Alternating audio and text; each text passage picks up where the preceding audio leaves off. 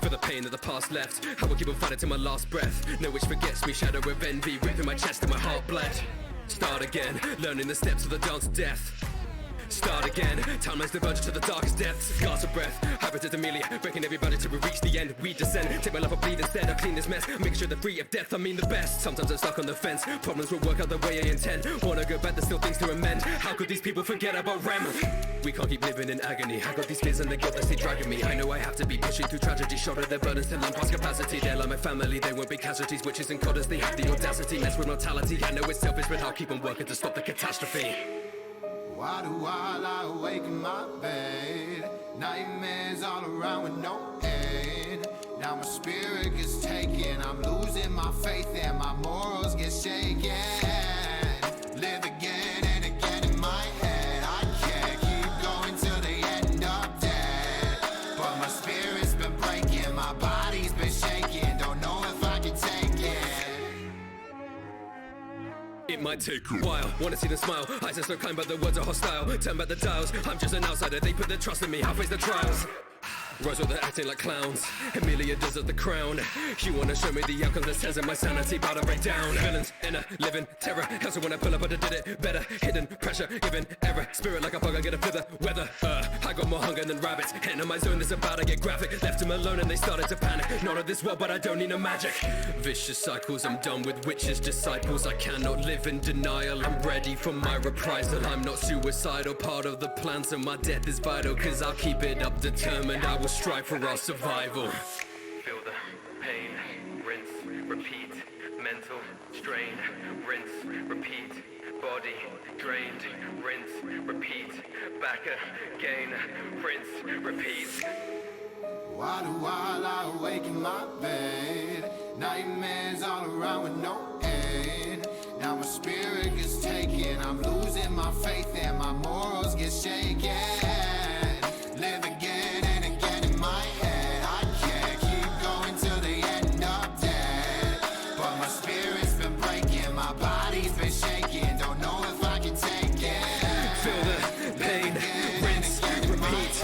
Mental strain, rinse, repeat. Body drained, rinse, repeat. Back again, rinse, repeat. Welcome to the Anime Madness podcast. I am your host, Hendiddy, and tonight we are joined so far with KillerKush.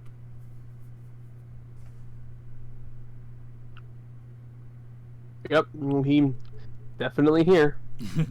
And the man of the hour for tonight's podcast, Skelytony. Hello. Are you ready, Tony? Absolutely not. So tonight we are doing Tony's top 16, and I went a little ham on this PowerPoint this time for it, which I'm going to try to do for ones in the future. Be a little more creative with it. As you can see right here, it's a little easier when it comes to people's top 16s on here because you can have like a background image that suits them. Yeah, I'd say it's probably way easier to do for top 16s is just like make the theme around the person rather than the topic for the week. Because next week we're doing masterminds and manipulators, and I was thinking of having the background being something like Dofi, but he's only our 3rd rank, so we have to think of something for our number 1 rank, which is... Oh no! Yeah. Kobe said his power went out. Kobe's power went out? He just said his power went out, yeah. Oh, well, looks like Taco's Taco here. joined. The head of the Jaegerist is here. Howdy.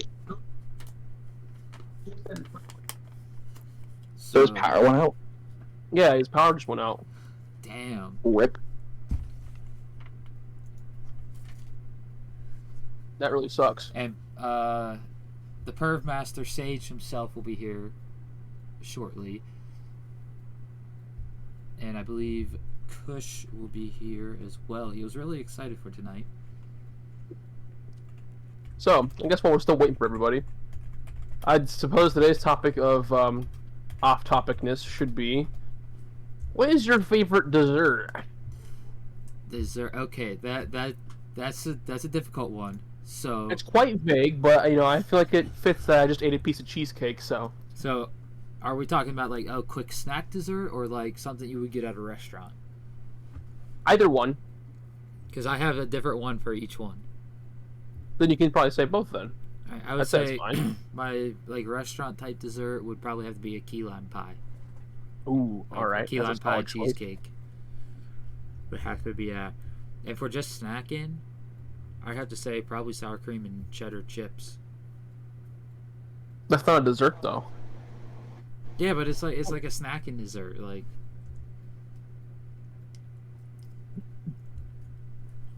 I figure every time you I'll want a give you a- dessert, do you go out and get a pie? No, you grab something to munch on, to snack on. Yep, I got this. We go to the restaurant. We get Hershey's cheesecake from the Cheesecake Factory because it's insanely good. Okay. And then chocolate covered pretzels. Oh! Okay. Have you ever had chocolate-covered, peanut butter-filled pretzels? Yes. I have. Yes. They're amazing. That's my favorite snacky dessert. Like the ones like you can just So pick up good. and keep eating. And I have to say, like, favorite dessert from a restaurant, even though I don't get it all that often, has to be just any kind of chocolate cake, specifically Oreo cake.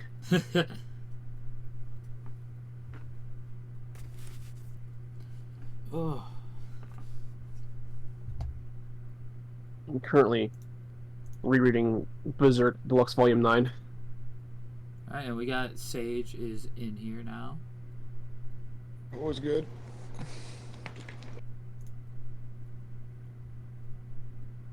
So we're just waiting on Cope to return. And If Blonde he Girl can, said I'm hers is brownies. Oh, well, what kind of brownies? Yeah, brownies is just as vague as saying desserts. Like, we talking fudgy brownies, cakey brownies? That special brownie. Yeah, it's, edible brownies. Well, they're all edible. Exactly. They're all edible, but they're not edibles.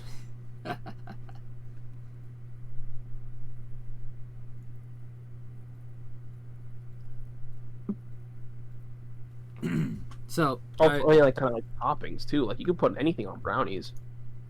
I do want to give a little disclaimer that fudge brownies, yes, fudge brownies are good. All right, fudge brownies are good. Yeah.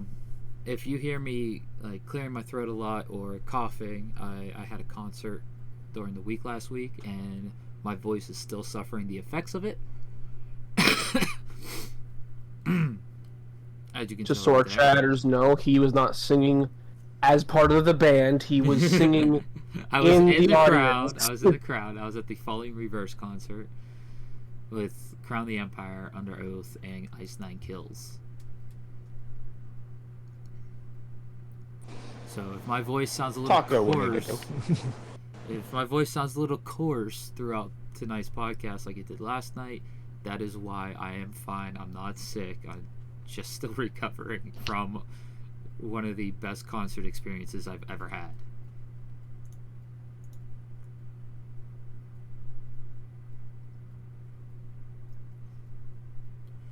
With that said, Sage and Taka, do you know if Kush is joining? I personally don't. Kush had messaged me on the side, said he won't be able to make it. He texted me around like 5 something. I just didn't have time to toss it in the chat because we just got him. Like I got it sent to me as we were walking out to go somewhere real quick. So he won't be making it tonight, which sucks because he was really excited for tonight. Mm-hmm. And now Cope is out of commission. Oh man, of course they had to lose people. And it makes sense. Like the weather was pretty bad today. Yeah. Mm-hmm. Spent most of today watching Godzilla movies. Have you watched That's the anime trilogy that has the largest Godzilla yet? No, I have not. Damn, is that on anything else? I think that's only on Netflix, so that's gonna suck. I think it's only on Netflix as well. Next time you're over my place, we'll have to watch them. Absolutely.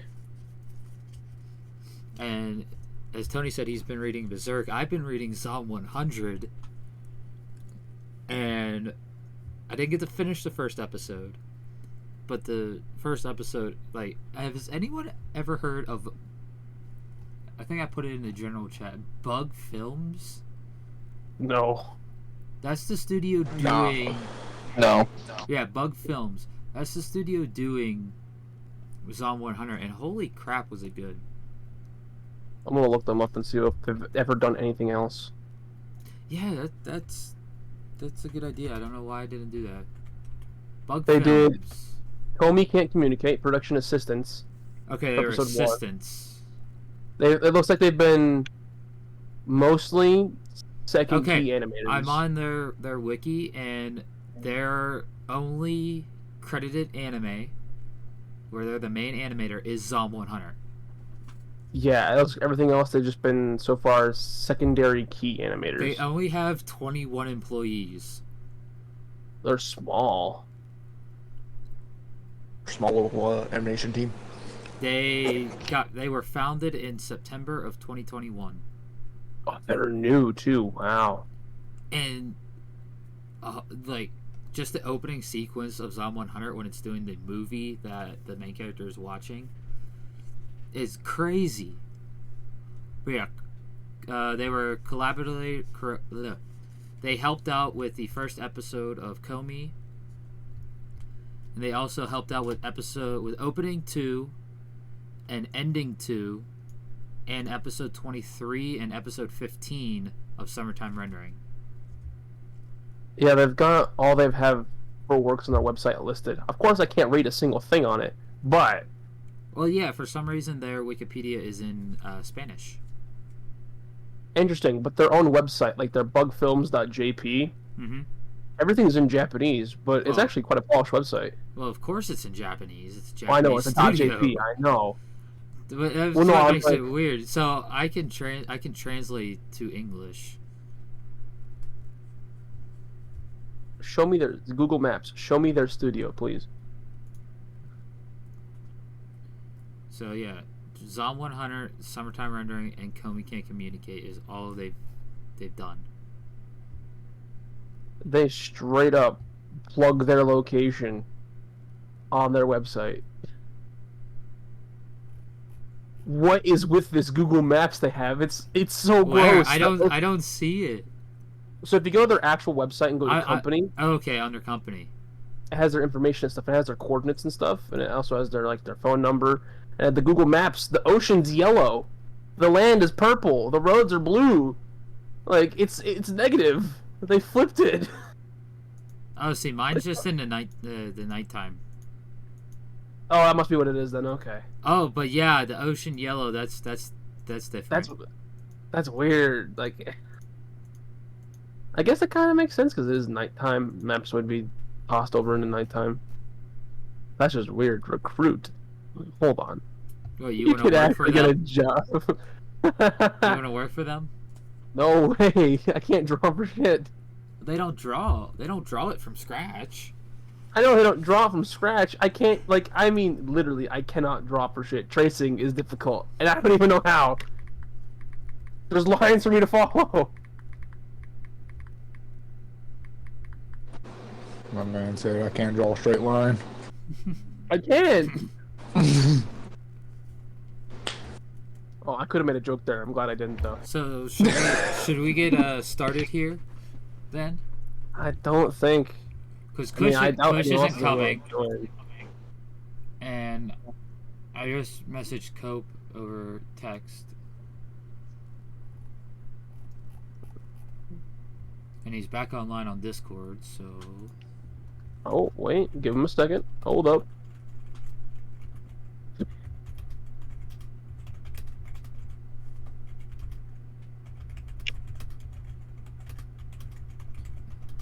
it's funny. So I'm gonna say this now because it was mine and Kush's plan last night.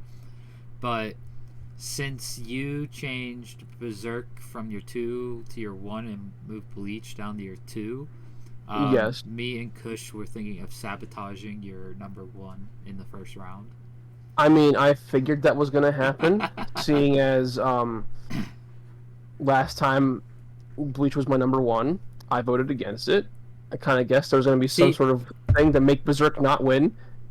I even told him like that you told me that you. I basically said since you voted out of spite, you voted against Bleach out of spite of Berserk, not moving on, that you should put Berserk at your number one. Yeah, you did say that. I also was thinking about it. I told you I was thinking about it the other day, but I wanted to see episode 1 of Thousand Year Blood War, but I couldn't really do that, seeing as it came out yesterday. Bro, I'd it was I'd be getting insane. kind of Bro, it was insane. be kind of lame to be like, okay, hold on, let me watch that and then make my decision. No, just make my decision and just roll with the punches. Like,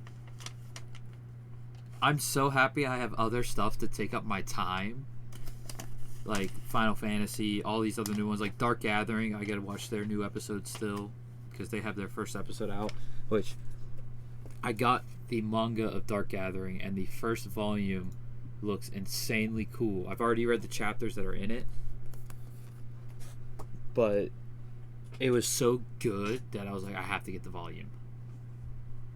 And the second volume isn't out yet. That's unfortunate. It looks so adorable. It's adorable and creepy at the same time. Perfect, I love it. But luckily I have all this other stuff to keep me over. Like I said, Final Fantasy 16, which I'm only 2/5 of the way done with the game.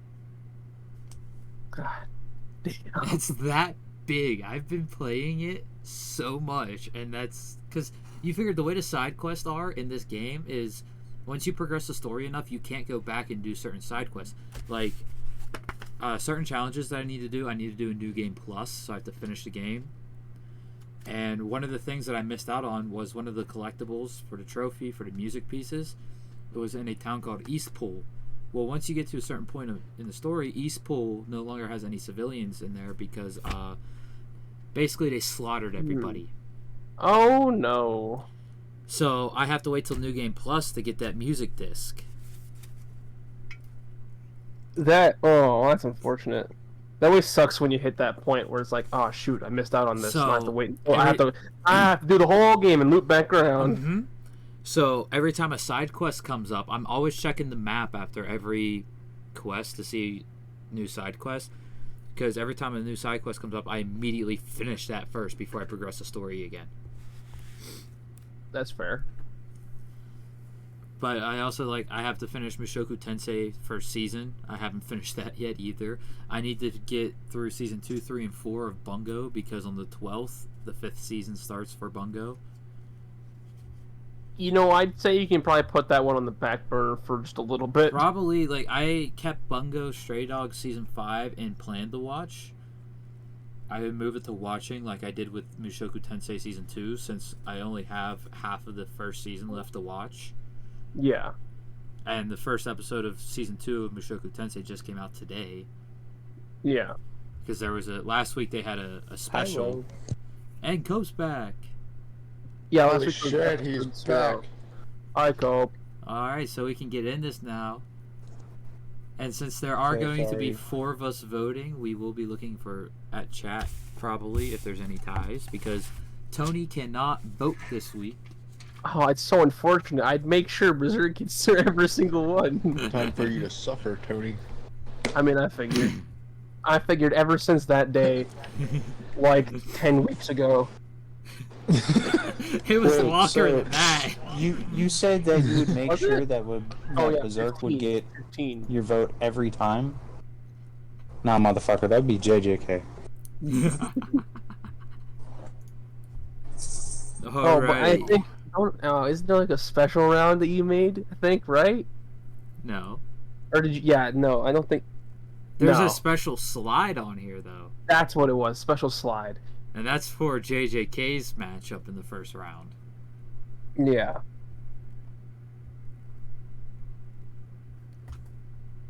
So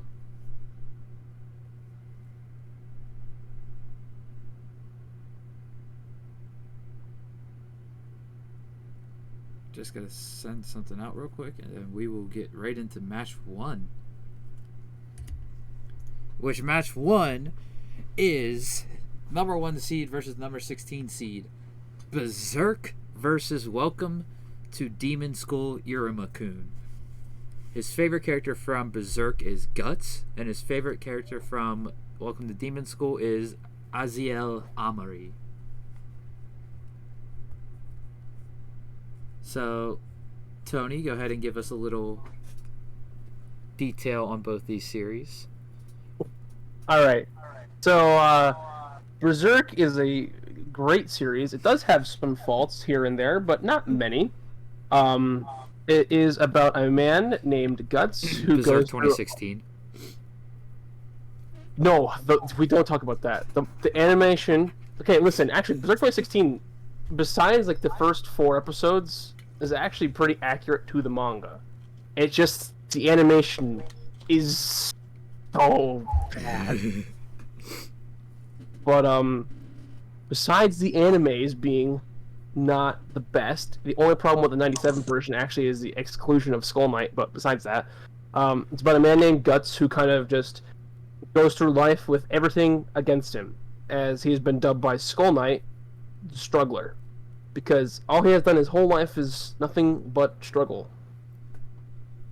And if you want to get into it, absolutely do it. If you want to watch the anime first, I recommend the 97 version. Is probably the closest adaptation to the source material. The Memorial Edition isn't bad. It just leaves out one little plot point during the eclipse.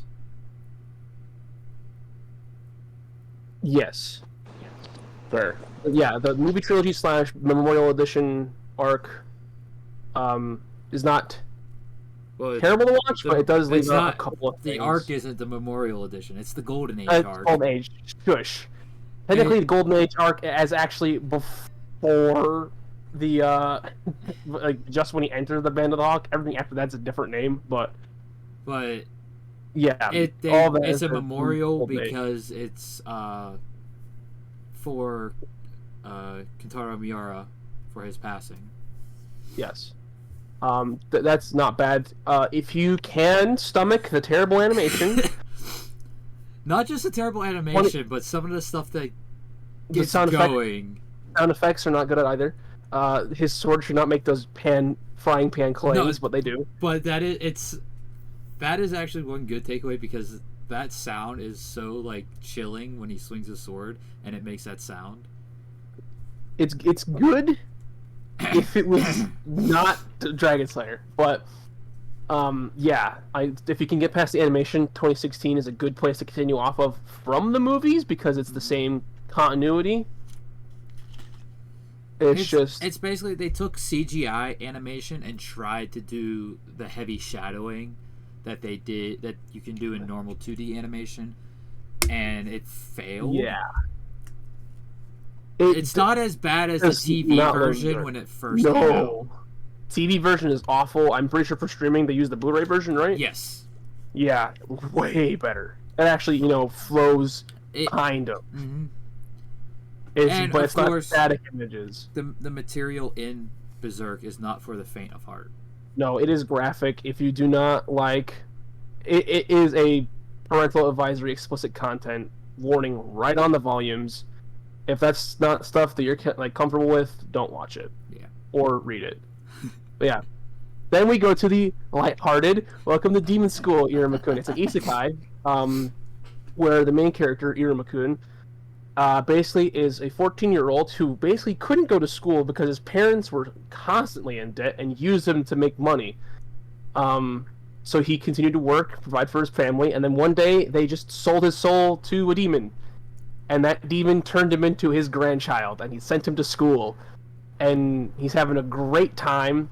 Everyone thinks he's a demon. He's not. He's just a straight human. And in that universe, demons eat humans.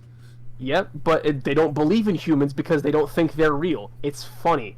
It's a great slice of life comedy with a bit of romance sprinkled in later on. It's not really a lot. Very early on, season 2. When the main character starts reading a shoujo manga. that he to helped your write. favorite Don't forget that character. He helped produce that as well. It's great. It's great. It's a great slice of life comedy. Yeah, you're right. There is romance, but it's just not as. It's not He doesn't heavily realize those focused. feelings.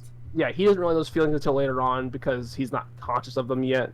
But later on, when he's like, more goal driven to actually staying there, he's realizing Season it. 1 is more getting acclimated because he's so It's used to season just one's where you're- working. Yeah, he's getting used to the world. He's actually finally Getting used to comfortable in his being own a skin. student. Yeah, he's actually living a normal life. Season 2, we have more of the whole. Okay, now we're getting more into the school activities and developing the characters. Yep. Season 3 is okay.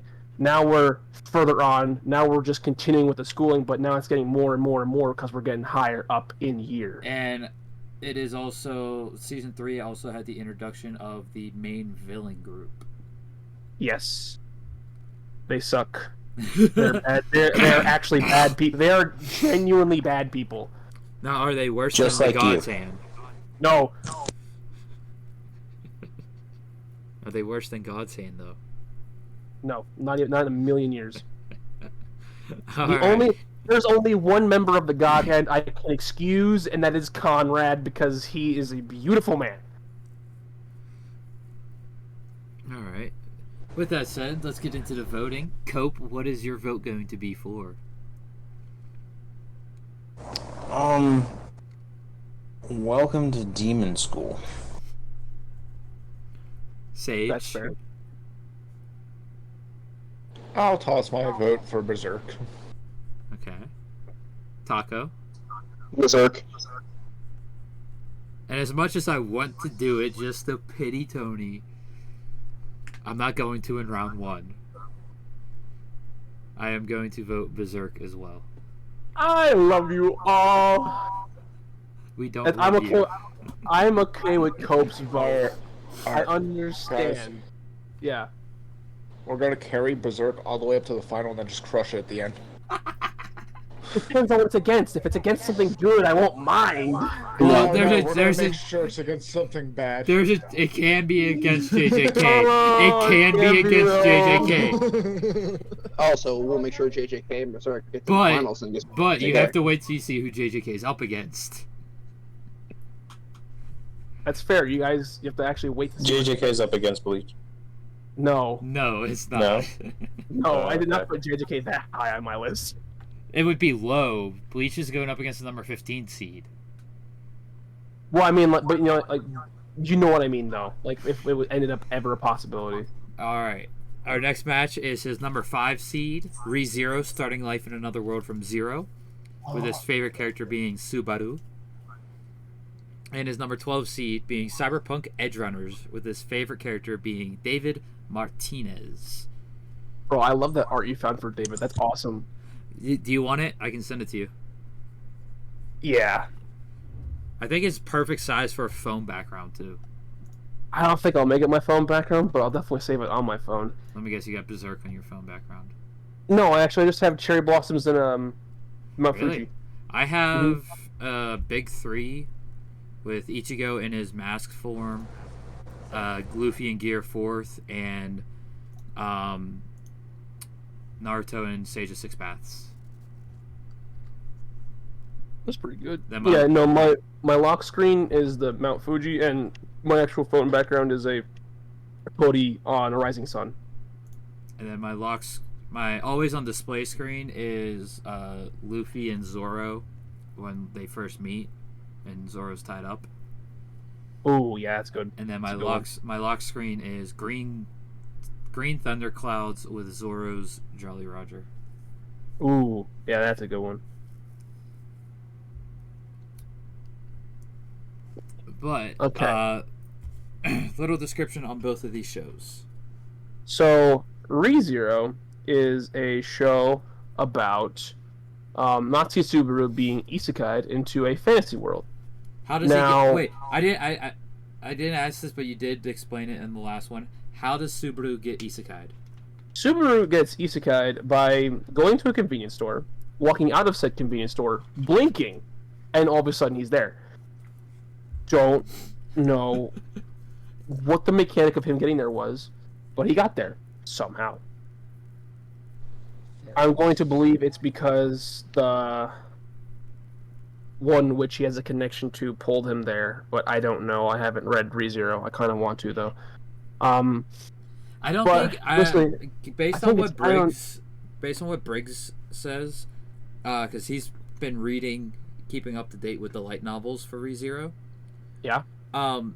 That still has yet to be revealed how he got isekai'd there. Really? Yeah. I mean, it might not be an important factor, but it could be as well. I don't know. All I know is he can't say his power. No, that is a big thing. He cannot say his power. For every time he does, he gets a cold grip of icy death on his heart. It hurts him quite a lot. It makes him quite sick. But basically, he gets isekai'd in there, and he finds out, like, he's in a fantasy world, and he thinks he's the main character. So he does what you'd think all main characters do. In the end, though, he gets stabbed by some guys in an alleyway because he tries to stand up to them. Actually, no. Does that happen first? No, the first one that happens is the slaughter at the shop. Yeah. The shop. So, which happens like 7 times in just the first episode. Yes, he goes through a bunch of events after meeting the main love interest, because she is.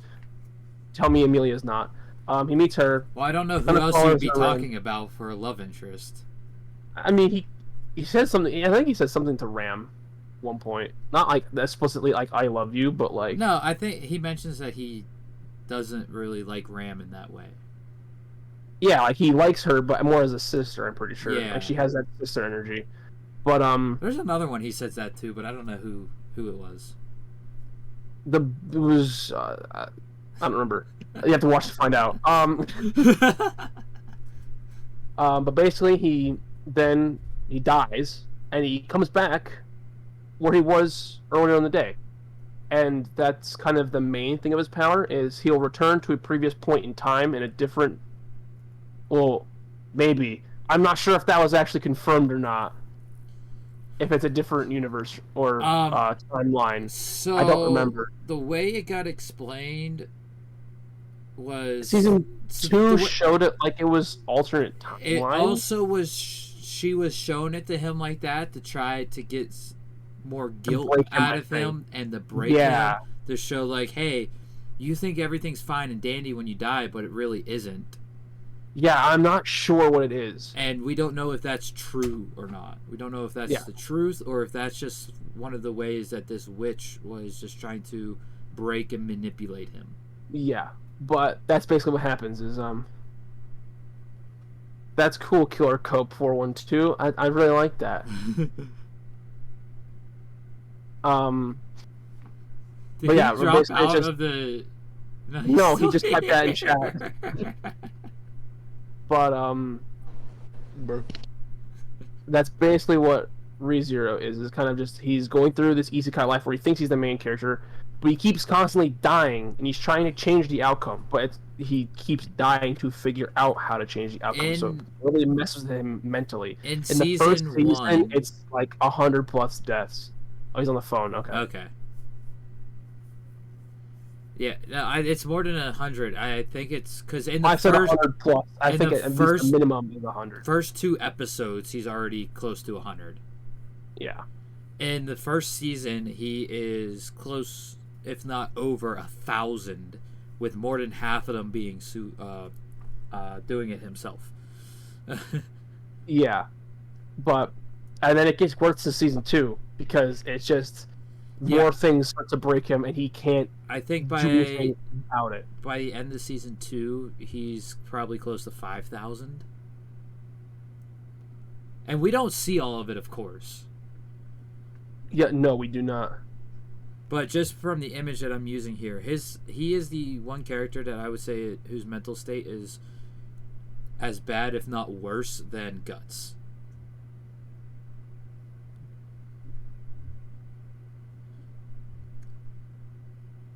Alright, and then Cyberpunk Edgerunners. The anime that literally made you go buy the game. Yeah, I did do that. Cyberpunk Edgerunners is basically a story of a legend from Night City. because he has a drink in the Afterlife bar. David Martinez. It starts off with him going to an Arasaka private school to get an education and make something of himself in an Arasaka company. Which he was the top student in that class. He had the highest grades. He was a very smart student because he was kind of, just a smart kid. However, there's an Arasaka employee or board member or something, high up guy, his son is in his class and is bullying David. So David then, they're leaving school one day from leaving the principal's office, and something happens. Then David finds this piece of tech that he then puts onto him to cybernetically augment him. Sandenium. Sandevistan. He gets that implanted on him from a Ripper Doc, which is just a doctor, but they can also provide you cybernetic. It's a quack doc, is basically what he is. No, they're not. Well, because the way the Ripper Docs are is they're like the quack docs. All official to be a Ripper Doc, you actually have to be an official doctor. However, there are black market guys that will just input it on you. That's specifically stated in the game. To be a Ripper Doc, you need to have a license legally. But the Ripper Doc he goes to is like a quack doc. I don't think he's an official Ripper Doc, but yeah.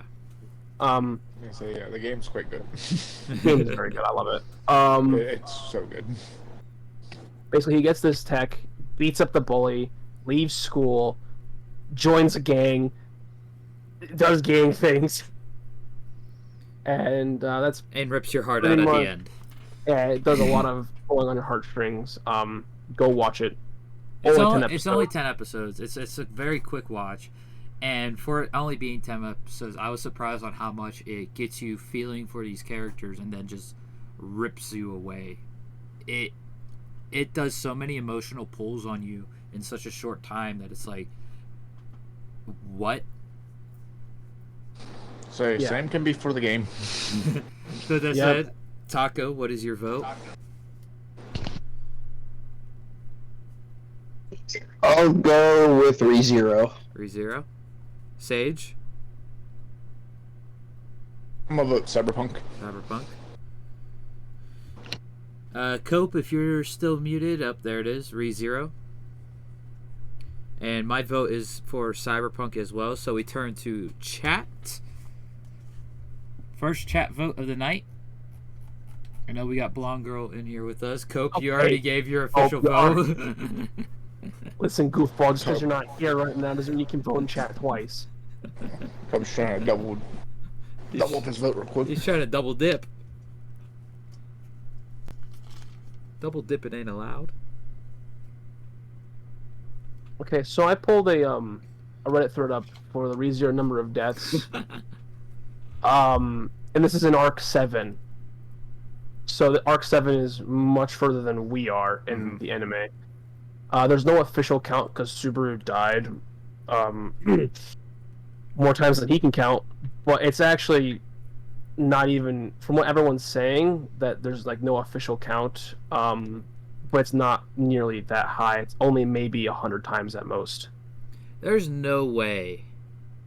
I think it's only that low because we only see so few of them, but in the one hell loop he goes through, it's like constantly. Mm-hmm. So that puts it to that close to 100. But that's probably the count that we've seen. No, it's not. There's no way it's only 100. Well, to be fair, that's actually pretty cool, Cope. And that no one can see that but us. But yeah, that's pretty cool. From what we see, I mean, okay, we bought 2 Cyberpunk votes. Yeah, Cyberpunk got the win. That's fine. But from what we've seen maybe 7 times total. We've seen more than 7. Let me think. Hold on. Because we saw 4 just in the first town. That's true. You're right. We're probably closer to around 12, 15 of them we've seen. And then in the house, we see at least 6 or 7 just in the house. I was also including that in the first town. We probably see somewhere around like in the first town, which means from before or from when he gets isekai'd to when he gets taken in by Roswaal. That's probably somewhere around 7, 8, maybe 9. And then in the house we get like probably 6, 7 more. Yeah, like that's what I'm saying. There's no way the total amount, because we skip over and don't see a couple of them in the house. Yeah, but they're honestly, I think maybe he said somewhere around like it was like 20 some, but I'm just saying, like, I don't think it's over 1,000, because that would literally be every waking moment he's dying, which is not the case. However, I don't think it's also that low, so that's why I'm saying people are going low ball like 50, 60. It's like, no, it's more than that. 100 seems rather accurate. I still think 100's low. I mean, it could be, because there's no confirmed number. We'll probably have a confirmed number by the end of the series. Maybe. But that's going to be a crazy number, probably. I mean, yeah. I mean, I don't even think I could do what he did, like, twice. I don't think I could. No, Subaru died again, Cope. I'm so sorry. He's always dying. Don't worry about it. The times he's not dying are pretty good, though. Except for when they're not. With that, Cyberpunk Edge Runners moves on. That's fine. I still love Cyberpunk. It's good. And in match 3, we have his number 3 being Overlord, with his favorite character being Demiurge, the consultant of Ainz Ol Gun. And we have his number 14 story, My Love Story, which his favorite character is Takio Gonda. He's the main character, by the way. Absolutely love him. Or I should say he's the male lead. Shouldn't say main character. There's no main character in rom-coms. So rundowns of either show. Overlord. Overlord's another isekai that takes place in a future that's really not that good. It's pretty dystopian. But basically it's kind of similar to Sword Art Online, where he's playing the game, but it's unlike Sword Art Online, instead of it being he's trapped in the game. Actually, I'm gonna correct you on that. It's more like Demon Lord Retry. I haven't watched that, so I didn't know that. So yeah, basically the way they get isekai'd in Demon Lord, the way he gets isekai'd in Demon Lord Retry is pretty much exactly the same. It is exactly the same as Overlord. The game, the servers are ending, and the next thing they know, they're game character in a new world. Oh, cool. I'm gonna have to give that one a try then. The only difference is the guy from Demon Lord Retry was actually one of the developers of the game. Oh, that's pretty cool. Yeah, but so yeah, in Over, that's a tail. That is not coming out of his butt. That is a tail. He is a yeah, that is his tail. So no one. So that's explained pretty early on in Overlord. Overlord is an isekai. The main character gets basically just not trapped in the game, but he plays the game until the server shut down. But when he wakes up, he's still in the game as his character. He has access to all the game menu stuff for a while. No, he did that before the game shut down. He changed the way. Yeah, but I mean, like, still, even then afterwards, he still has a couple of things privileges. he can pull. He can't pull up menus and stuff, but he can still do some of the things. That's another difference with Demon Lord Retry. In Demon Lord Retry, he has like full administrator access still. Oh, that's pretty cool. But no one in the Tomb of Nazarick, the main base that it takes place in, is human. Not a single one of them. They're all some kind of subhuman or demi-human, or just straight up undead. Isn't Albedo succubus? She is indeed a succubus. Yeah. Yeah, no one's a human. Demiurge is some kind of demon. I just realized there's a femboy in Overlord too. I hate you. But you're right. There are 7 layers, or 7 floor guardians, like 9 layers to the Tomb of Nazarick. Mm-hmm. Each floor guardian can have 2 floors, 3 floors, however many floors that they are given charge of. But they're kind of just like your main cast plus a couple more. Basically, he's the big bad evil guy, but you follow him instead of heroes that can try and take him out, because no one can do that. Well, he is a hero too. Technically speaking, yes, he is. But technically, he's also not. Yeah, that's kind of the main rundown of Overlord. I love it. It's a great isekai. Overlord Season 4 came out last year? Yeah, last summer. Absolutely fantastic. It competed with Danmachi Season 4 in the summer anime last year. Like, it was a pretty good season. But on to my love story. Back to that fanboy comment. Yes. I do want to. Did you watch the first episode of 1,000 Year Blood War Core 2? No, not yet. All right, I planned on that. I just was anticipating this, so I wasn't really doing much. After you watch it, I want you to try to guess who the femboy is, because they have their first speaking line in this episode. Ooh. Okay. And I will tell you right now, it is a Quincy. It is a Stunritter. I figured, because we kind of knew all the characters going into it from the non-Quincy side. It is a Sternritter, and it is a Sternritter with a strife. Okay. You'll find out what strifes are this episode. Cope is saying no, say nothing, and I'm kind of curious now. Because of femboys. Okay, but yeah, basically, it's our most successful video right now. So I can give a quick rundown on the characters. There's Ainz Olgon. He was named Momon because that was his player name, but then Momonga. That was actually, you're right. No, it was Momonga. You're right. I know I'm right. No, it's because I forgot that he used this as full name for his hero, but then he's called Lord Momon by everyone else, except for Albedo. Yeah. Albedo always used Momonga until he changed his name to Ainz. Yes. Which was the name of the guild. Yeah, the guild's name was Ainz Olgon. He took it on because he didn't want to forget it, because he was starting to become the Lich Man he is. It wasn't because he didn't want to forget it. He took on the name to see if anyone else from the guild was in that world. Yes. That's, the main reason, but I mean, also he didn't want to forget it, because by Season 4, I mean, he's pretty much not a human anymore. He's full Lich. We are pretty close to our next milestone. We are, I think, only 6 views away from our next milestone. Cool. Then you have Albedo, Succubus. 5. She's the leader of the Floor Guardians. Oh, cool. 5. Nice. She is the strongest of all Floor Guardians. She's the leader. Yeah, that's what I said, leader. I said leader, then strongest. I think Demiurge is the smartest. Demiurge is the smartest, and he is the one that usually comes up with the plans. Don't let Demiurge fool you.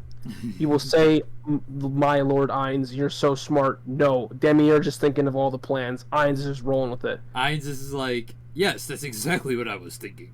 Exactly. It's great. Absolutely fantastic. And you have Shaltir. She's a vampire. She is the most ruthless. Most ruthless, and the only one capable of taking out Ainz in a fight. He has admitted that. Yeah. He has admitted that. She is the only one that can do it, simply because she has the tankiness to do it. And Albedo could, but Albedo's she never would. Feelings would get in the way. Yes.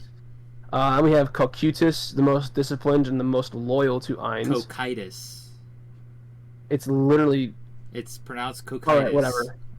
Doesn't matter. We'll move on. We'll ignore that. The show pronounces it differently in the Japanese sub. Or Japanese dub, but, then there was... Who else is there? The twins. The twins, Aura and Mare. Which has the femboy. They're both crossdressers. They're both crossdressers by design.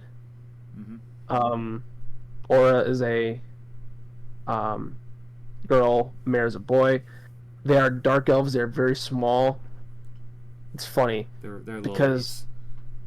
Yes, but they're also kind of exactly how you'd think.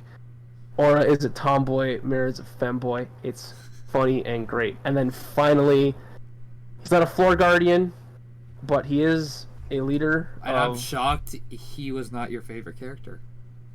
You're shocked Sabos wasn't my favorite character? Yes. Why? Because the way you talked about Sabos when we talked about Overlord, just me and you, I always thought Sabos was your favorite character. No, it's Demiurge all the way. Demiurge just makes it funny. And he's so smart, and he thinks, but he's only thinking. That makes a lot of sense if you think about it. No, but Sabos, I mean, he's a butler named Sebastian. He's the leader of the Battle Maids, and he kind of just said, Ainz, I'm going to take in this human and make her a maid. Are you okay with that? Ainz goes, why not? Go ahead, she's yours. I trust your judgment. Yep, and that is how there's only one human in all of Nazarick. But that doesn't happen to what, like end of season 2? Yeah, but I mean, it's kind of funny if you think about it. But yeah, that's Overlord in the main cast, kind of there. Now on to my love story. Oh boy, this is a quick one. It's a rom-com. This is gonna be a quick one. It's a rom-com. Basically, we have Goda here, talking about his man stealing Oda's name. Eiichiro Oda, the Goda. Stop. Basically, it starts off with the last year of middle school.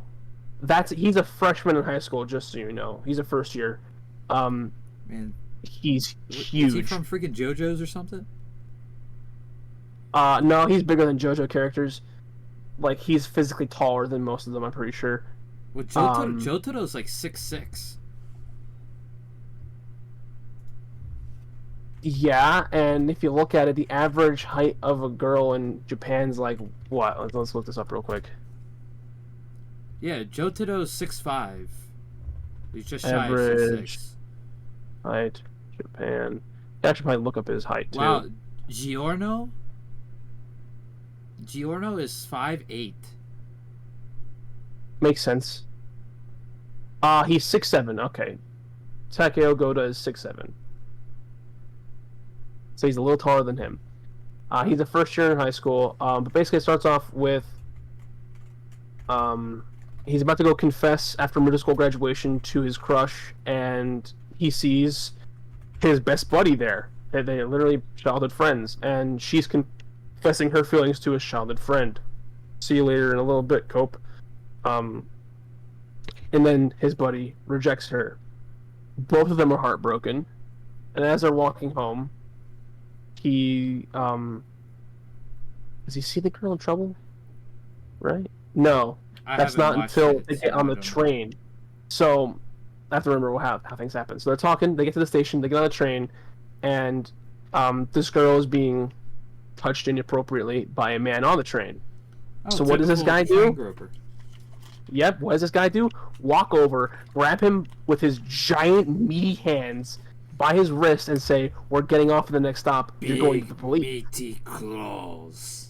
I was thinking that in my head when I was saying that. They go to the police station, and they hand him in. Now, basically, what this guy, the groper, says is, look at her skirt. She's basically asking for it. What does he do in front of a cop? Whale him and knock him out in one punch and give him a broken nose. He gets suspended for school from a couple of days, but she comes over and basically gives him a cake and talks to him for a little bit with the best buddy in the room. When he says he's going to leave, she says that she's going to leave too, but that's not for the reason that you think it is. Immediately, his Godo's first thought is, oh man, she must like Sukuna, his name. No, it's not. Stop it, brain. It's Suna. Not Sukuna. Sukuna's from JJK. Yep. That's exactly. I mean, Secret number one is actually JJK, since he keeps talking about it. No, it's just that he has one added syllable in his name. All right, buddy. Basically, he thinks that she likes Suna, so he's trying everything in his power to get them to get together. Even though Suna immediately knew, oh, she likes you, Goda. So it then just develops from there. He's insanely strong as he caught a steel I-beam from a construction site, preventing it from crushing. What is this man? Female lead. Yasutoro, is he freaking Yasutoro Sato? The thing is, though, is that, you see, Chad started bleeding when he caught it. Goda didn't. He wasn't bleeding at all. He literally caught it. and saved her from being crushed. And then they came back and helped him lift it up, and he just kind of tossed it off. And then he finds out that she likes him, and the rom-com ensues from there. It's great. It's been on my list to watch, but I think that might have put it up even more, so it probably will be after I finish Bungo. It will probably be my next binge. This man is absolutely great because he's not smart, but any physical activity he can do. So he pretty much is Yasutaro Sato. Well, no, but Sato is smart. He's not. Is he? Chad was smart. Not that smart. He was top 25 on the test when it was revealed that Ichigo was like number 18 or something like that. Yeah, out of how many people was that? I can't even remember. That test, I'm pretty sure, was the whole school. That was so early in the series. It was very early on, so it doesn't really matter now. But Chad was much smarter than everyone else in the friend group, except for Ichigo, Uryu, and Orihime. Yeah, because Keigo was... Well, no, I think... Keigo was below Sato. The other guy, I believe, was above Sato. I don't think so, because when they saw that, they were both kind of upset, and they were like, at least Ichigo's with us. And then Ichigo's like, no, I'm actually here, and they both ran away because they're sad because their friends were smart. It doesn't really matter. It's not important to the story of this one, at least. But basically the second thing that he does that proves to you this man is superhuman, he goes into a burning building, rescues 2 people, and then jumps out a 2-story window, and he's on fire, and he doesn't feel it. Alright.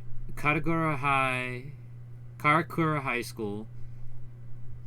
I'm trying to find the class ranking.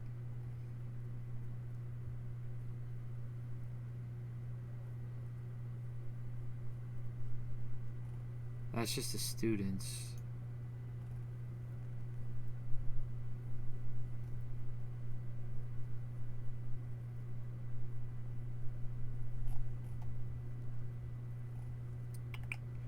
Trying to find it. It's the 6th best high school in that prefecture. Ichigo is 23rd. He was 23rd, so Chad was probably like in the 30s then. He wasn't that far behind Ichigo.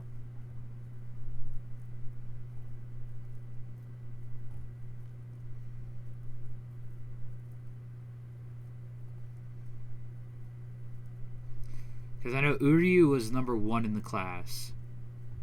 Yeah. Orihime was 2nd? Yeah, she was 2nd. Yeah, Orihime was 2nd. Tatsuki was like 15th. Just a tad smarter than Ichigo. Keigo was like 80th. Yeah, he's dumb. Oh. With that said, let's get into the votings. I think Cope said he'd be right back. Is he back though? Because Cope has first vote. Oh, Cope, are you back? I don't think he is. So we'll move on to Sage's vote. I'll give my... Oh, Cope voted for Overlord. Cope voted for Overlord. Voted for Overlord. There it is. He is back. Hooray! I will second that then, because I was also going to vote for Overlord. Hooray! All right. Taco? Overlord. Overlord. And that is also where my vote is going as well, Overlord. So Overlord gets the first sweep of the night. Yeah. Going into match 4, we have his It number... was all part of Ainz's plan. This one is hard, Tony. This vote is hard for me. Match 4, we have his number 6 seed, Claymore, with his favorite character being Rocky, which was manga influenced. I mean, the placement of Claymore overall is manga influenced. And his number 11, the quintessential quintuplets, with Miku Nakano being his favorite, who she is also my favorite. You see, I don't even really need to care about this because both are great. Either one can move forward. It's great. So Claymore, anime wise, is pretty much, it's the little sister of Berserk. That's Claymore, pretty much all you need to know about it. Claymore anime wise is great until the last episode where they skip Last two. from pretty much halfway. Last two, you're right. Halfway through the series to Not even the halfway. end. Because it's 20. You're right, It's it was- 27 volumes. yeah, it's halfway was through slightly volume before. 12. Yeah, it was slightly before halfway. It skips character development, time skip. We don't get to see this version of Rocky in the anime. It was pretty much from a little bit before halfway to the final fight. Yep. A lot of content missed. Kind of makes it not good, but The animation is still good for a 2006 anime. and I'm pretty sure it was still pretty accurate to the source material. I didn't fully watch it, but it Up was pretty until accurate. up until the Northern War and the time skip, it was damn accurate. Okay, so yeah, if you want to know about the first pretty much half of Claymore, yeah, you're good to watch the anime. Just don't watch the last 2 episodes. Yeah. Bad idea, because you're not gonna know any. You're not gonna know for any reason why, how, or when. You get a little Anything bit makes sense. because you do get the Teresa's flashback in the anime. And You don't understand how that's it the went from whole the flashback driving to there. that's the whole driving force Yeah. of Claire. But the whole like the actual villain of the series, because Priscilla is like a pseudo villain kind of, because Priscilla was the production of the main villain, which I'm not even gonna say what it is because that's like a huge like you don't even get into that at all in the anime. Yeah, not at all. But basic rundown of the story of Claymore, well, not the story, but like of the start of Claymore is you got these women called Claymores who Well, are that's the nickname that the people gave them. yeah, they're called Claymores even though their organization has no name. Mm-hmm. They are sent out to fight. What were they called? Yoma, something like that. Yoma. Yeah, Yoma. Which Yoma, they're pretty much yokai. They are pretty much demons. Yeah. They are sent out to fight these things and kill them, and kind of they're just overall emotionless and kind of don't have attachment to the world. And that is But, because they are half Yoma themselves. Yes. But it starts off with we're in this village. We're in Rocky's village. Claire shows up, kills the Yoma, And and I then believe the Yoma Rocky's left all alone. The Yoma was killed and disguised himself as Rocky's brother. Yep. We then have Rocky try to follow Claire. It works out for a little bit. Then she leaves him. Then he continues to follow her on his own. Almost dies a couple of times. They meet up again. And they're together for a while again. And then she leaves again. Like I said, it's pretty much like a Berserk, and Claire is Guts and Rocky is Casca. Yeah. Pretty much what it is. But as time goes on, Rocky becomes more he can do more on his own. He becomes more independent. Claire gets stronger, and fights get cooler, and it's overall great. Mm-hmm. Check it out. Quintessential quintuplets. Whew. Okay, so we start off with this guy. It's technically a harem. Technically, it is. Technically, I can't even say that. Nah, it's just a harem. It starts off with this guy. Thanks I for the forget how to opposite. pronounce his name. I forgot how to pronounce his name. I don't even Oh bother. Jesus! What the hell was his name? It was an F. That's all I know. Was it Futuru? Yes. He is in school. He's studying. He's eating lunch. He bumps into this girl going over her test. Laughs at her because she's dumb. That was. She's like, "Oh, fine." That was E.S.T. She says like, "Fine, show me your test." Boom, 100. How come you embarrassed me? I hate you. Runs away, and then he also, it was gets kind of embarrassed because of that. Then he's like, well, something about how much she's eating. Then she hates him for that. Yeah, it was. Because she likes It food. was a Futuru. Yeah. Then he's like, "Oh, okay, Dad, you got me the tutoring job. Let me go see who it's for." and it's for her and her 4 sisters. That he didn't know were her sisters at He first. didn't know. Yeah, he didn't know they were sisters, and then he finds out they're all sisters, and they all hate him, except for one who tries to give him a chance. So technically, at the beginning, there was 2 that didn't hate him. You're right. Technically, who was it? Yotsuba and Miku. Miku didn't hate him because Miku is just, she had a social, like, she was she was socially- anxious. She wasn't. yeah, she has social anxiety, Yeah, she just was kind of nervous about actually but she learning. didn't hate him from the start. Yotsuba is just an Yotsuba bubbly person. is- She's extrovert. extremely extrovert. Also incredibly dumb, but Yeah, Yotsuba is the extrovert. Miku is the introvert. E.S.T is like the protector, the mom of the group, even though she's the youngest. Ichika is the like provider, the big sister type. Because when a certain thing happens, she's the one that brings in most of the money.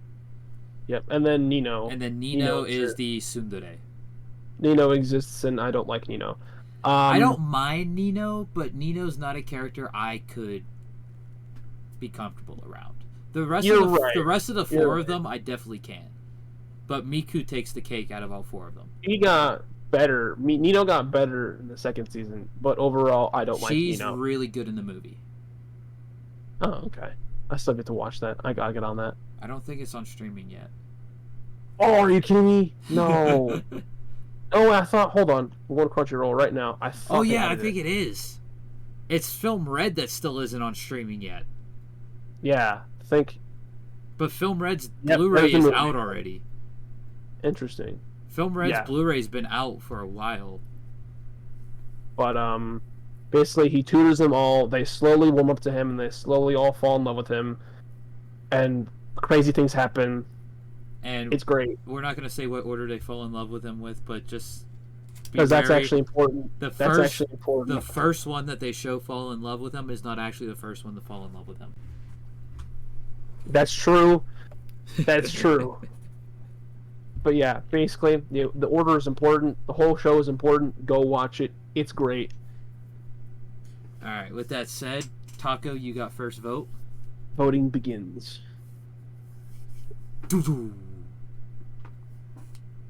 I'll Deal go or with no Clay. deal? Claymore. Sage. I'm also voting for Claymore. All right. All right, so we got 2 deals. All right, Claymore. Claymore. 3 deals. And that, I guess, makes my decision easy, because this was a hard vote, but I guess I'll vote for Claymore. Another sweep. Okay, we took the deal. What's our reward? Nothing. Moving into match 5, we have his number 4 seed being Mushoku Tensei Jobless Reincarnation, with his favorite character being Rudius.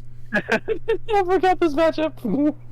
And we have his number 13 seed being Toradora, with his favorite character being Taiga, the Palm Top Tiger. Oh, she's a great character. All right, so start off with Mushoku Tensei. Rudius is our main character, and it starts off. It's an isekai where it starts off with a. How did he get isekai'd? I'm getting there. He was in NEET, but because he was severely bullied in school, all throughout it, because he was a. I don't want to say fat, because that was what made him like kind of become a NEET. He was on the heavier side. I don't want to be mean to him anyway, because I mean that's just rude. So it's kind of like it was the also main Japan. character from I got a cheat skill in another world, and it made me unrivaled in the real world too. Yes, but it wasn't. He was only bullied in school. The worst thing that happened to him was he was basically they took all of his clothes off and roped him to the main gate of the school. Yeah, that's not. Yeah, that's a pretty bad. That's pretty bad. Yeah, you can understand now why he became a NEET. But basically, he became a NEET, and one day there was a funeral for someone in his family, and he was telling everyone to keep it down. So the men of the family kicked him out of the house. He's then just wandering around the road, and he sees these high schoolers about to get hit by a truck. And he goes to push them out the way, and he gets killed in the accident. Truck-kun! Yep, Truck-kun for the win. He then wakes up as a baby in the new world with his 30-year-old mind. I think we should put Truck-kun in the classified episode as at least an honorable mention. You know, this sounds oddly familiar. What do you mean? It's pretty much every isekai precursor to the isekai world. Yeah. But Like, he's, I mean, but he's reincarnated as a baby. Except for Zombieland Saga, where we get a 5 take of the truck hitting the main character. That's not even an isekai. okay, That's Taka, lit, though. let's talk about the Eminence in Shadow. How did that transpire? Oh wait, got hit by a fucking truck, died, reincarnated as a baby. But he wasn't a 30-year-old NEET, now was he? No, he was an active Yeah, high he was like- schooler. Let's talk about He was like Konosuba. 15, 16. Konosuba was a 17-year-old NEET. And he thought he got hit by Truck-kun, but he actually died of shock because it wasn't actually a tractor. Yep. So, yeah. Reincarnated as a slime. Oh wait, Truck-kun wasn't part of that. He just got stabbed. He got stabbed in the kidneys. Bro. My But isekai yeah, life, the dude just wakes up from his office in the world. He falls asleep at Exactly. his office. Which, how are you saying exactly? You haven't read the manga. They don't show it in the anime. I thought they talked about it. No, I thought they gave a no, they flashback. don't show it at I all in do the recall anime. that. Hold on. My isekai life is slime guy, right? Like he's got like a bunch of slimes. He's the monster tamer, yeah.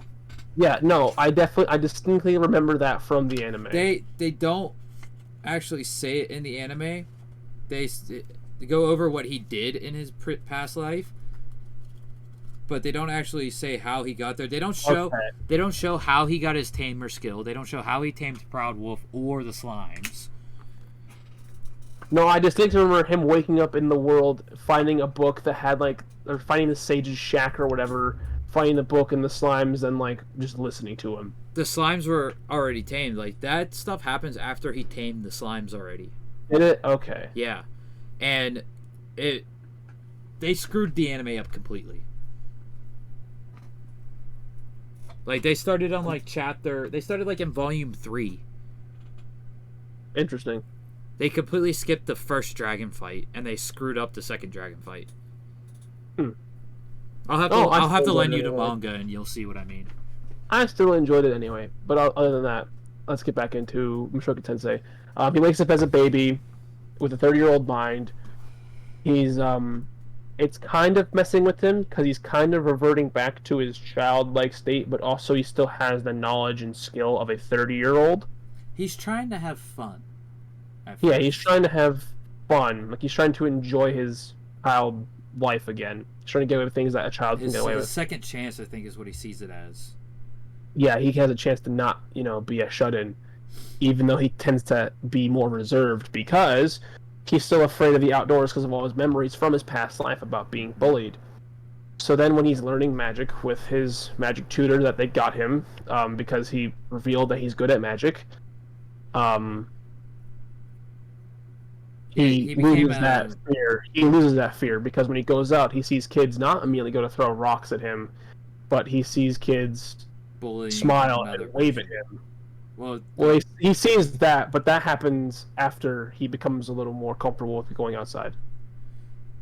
He's reminded of himself with Sophie, and that's why he saves her. He became a saint class wizard by the age of like 7 or 8. He casted a saint-level water spell with no incantation before anybody at like the age of like 6 because he was still at home and he moved when he was 9. 9? Yeah, he was like 6 then because that was a couple years But later. I think he was 7 when he got It was saint. it was title. 6 or 7. It was 6 or 7. And then let's not talk about the maid. No, we will talk about that. So maid because and his parents moved out into the wilderness to get away from the adventurer's life, but they still got busy with it every day. The maid got kind of jealous, seduced Paul, his dad, and they had a kid. Right after the wife. Right after the wife mom reveals that she's pregnant pregnant with a second child. Yep. The maid reveals it because she says she's gonna have to take off work. Yep. Because she's a live-in maid. And It's great. Rudius does not make the situation good for his dad. Nope, not at all. He makes it worse. But basically after that gets revealed, it's like, oh, his dad goes all out on your usual training sparring match, knocks him out, sends Rudius away. Rudius is now with the main branch of the family instead of the side branch that his dad is, and kind of works as a magic instructor / tutor. Technically, because I just recently watched this because it's where I'm at. Yeah. His dad was part of the main branch. Oh, was he? Okay. Yeah, because it's his brother. That's right. And yeah, it's just they kind of pushed him away because of how he was in the sword school and all that. He was this playboy, didn't really care about anything. So his dad was like, his dad revoked his inheritance basically. Yep. And that's what caused Rudius' dad to become an adventurer and eventually move out to the sticks. All coming back. Yep. No one Paul adventured with except for his wife actually liked him. Yeah.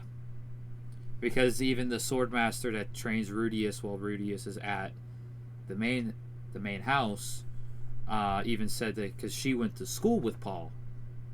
Paul was a terrible person. They did the deed themselves, but she never really liked Paul. But after he goes there, bad thing happens. Have you seen that yet? What episode are you on? The beginning of episode 9. So they had his 10th birthday. Hasn't happened yet. And they showed this. Hasn't happened yet. They showed this strong magic dude just basically have a stare down with a dragon. And that's basically where I'm at. That hasn't happened yet. So I can't say. I believe. Let me just make sure real quick.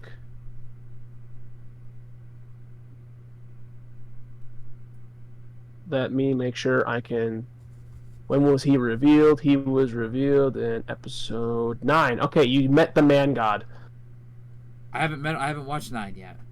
You haven't watched 9 yet? Okay. No. Well, sorry for that quick little spoiler. You meet the man god. I don't even know what that means. You'll find out when you watch the episode. Okay. But basically then around halfway in season 1, big event happens. Bad things happen with said big event. So around the end of first core of season 1. Yes, because I think season 1's a total of like 23 episodes long. It's weird because the first core is 11 episodes. Well, 11 episodes, then part 2 was 12. I think it's 12. I'm pulling it up right now. Yes, it's like 23. It's 23 episodes. I remember that now. It was a weird number. Oh, sorry. Dark Gathering is going to be 25 episodes. That's fine. If it's not split core, or is it split core? No, it's just they announced it'll be 25 episodes. Yeah. So if it's not split core, 25 is fine. If it's split, do 12 and 12 for 24. That's fine. But the way Mushoku Tensei did it with the split 11-12 is kind of weird. But about halfway, you'll have the big event happen. Now, imagine my hate when we have this big event happen, and that's the end of the first core. I have to wait like a year before I get to watch the rest of it. I was a little annoyed. I watched this when it was coming out. I was a little annoyed. Oh, trust me. I know. I've watched plenty of shows. Probably plenty like that, yeah. Plenty. Mushoku Tensei is 11 and then 12, yeah. And then it's going to be 2 cores for season 2. 12 episodes for the first core. No episode count for the second core yet. I hope it's 12. But either way, like, he's just a really strong mage. Oh, My Love Story is 24 episodes? Yeah, it's a longer one. I thought it was only 12. Nope. I thought so too when I was rewatching it. And then I heard, oh yeah, no, it's 24. That's right. But that's basically the rundown of Mushoku Tensei. Just really old guy gets reincarnated into a baby body and kind of just ages.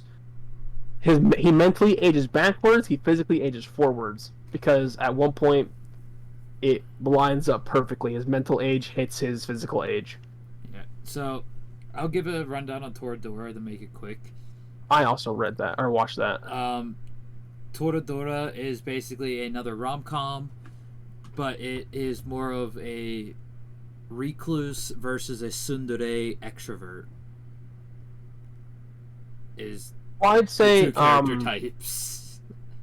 I'd say he's mainly a recluse because his face scares the shit out of people, but he's genuinely a nice guy. Yeah, and then Taiga is a tsundere, palm top tiger, way out there. Doesn't give a fuck what people think about her. Nope. Starts off with he likes Taiga's best friend, she likes his best friend. They try and set them up. They fall in love. The others realize this and make sure that everything happens the way it's supposed to. That's basically the rundown of Toradora. Yeah. There's your average high school, Japanese high school scenes and stuff. It's a pretty average. It's a unique rom-com. Absolutely unique. There aren't any others like it, really. No, but I'd say not. Even with the usual the usual beats like the school festival or like the the what do you call it, the school trip. Those which have all had it. Other ones because Komi has it, Kaguya has it. Yep. What else? Why am I blanking? Quintessential Quintuplets. That was the one. I knew there was another one on this list. I just couldn't freaking think of it. Fruits Baskets has it. Kubo Won't Let Me Be Invisible. But it's your pretty typical rom-com stuff. With that said, Cope, you have first vote.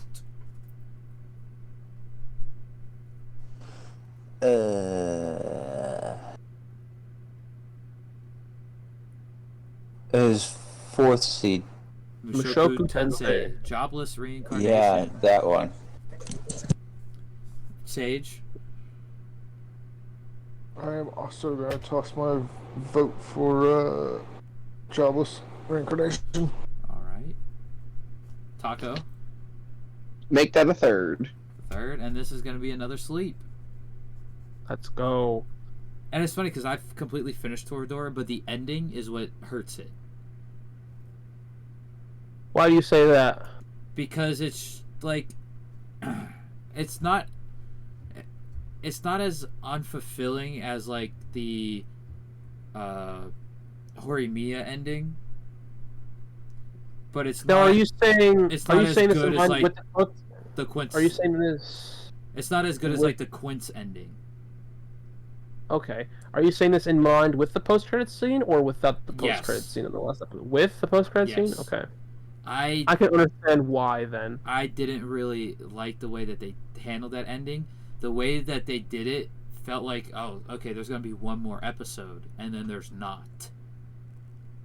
I can understand your complaint with that.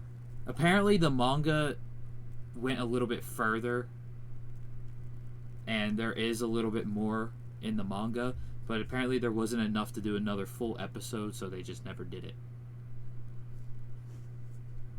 So I do want to eventually get the source material and read it, so I can actually be satisfied with it. But all rom-coms, the endings suck for all rom-coms, really, except for like Quince. Quince actually like worked out perfect. I would say for some of them that I've watched that the endings don't suck, and I quite like them. Like, I'm not excited to see the end of Komi because I don't know how they're gonna end that off. With Tadano being just an ordinary guy. It's weird, especially with the way the manga is right now. I'm waiting for the next volume. Should be here in tomorrow, so I can actually read those chapters, and then hopefully be able to read it on Viz and get fully caught up. But with that said, we're moving into match number 6, where we have his number 7 seed versus his number 10 seed, with his number 7 being the Rise of the Shield Hero, and his favorite character being Naofumi, and his number 10 being Date Alive, with his favorite character being Toka. Okay, so Shield Hero, your different play on an isekai. The guy is kind of... It's not isekai. He's an otaku, but he doesn't play a bunch of online games. He plays more single-player games. but he also likes to read and still goes outside. So the one day he goes to a library and finds his book, the tale of the Shield, the Tale of the Four Heroes. He reads it. Four Cardinal boom. Heroes. Now, the Tale of the Four Cardinal Heroes. Reads that. Boom. Now he's summoned into the world. Problem: the country he's summoned to doesn't like the Shield Hero, so he's kind of ostracized from the beginning, with a bad accusation. First episode's an hour long, right? Yeah. Very, very good way of understanding what happened to him immediately. He kind of turns into... I'm kind of shocked that it made it into your top 10 with how season 2 was. I still enjoyed season 2. The pacing was really wonky. I hated season 2. But I absolutely hated it. And I was watching it as it was releasing, like as it was coming out. So was I. And I hated it. Its pacing was really weird. I did not like its pacing. However, I still enjoyed it because I got to see the characters and I like the development. Season 3. Oh god, can't wait for that, bro. Cannot wait. The way season 2 ended, I feel like it could have been skipped. They could have skipped over that with the way the events played out. They could. I'd say they could have skipped over the first half with the spirit tortoise, but still have done the second half and have it work out properly. The first half made it really weird. Yeah.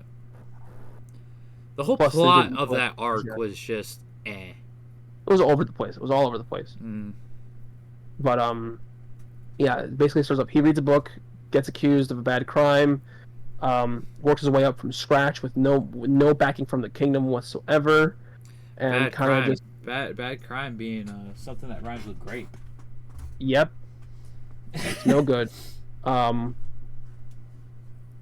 He works his way up from there.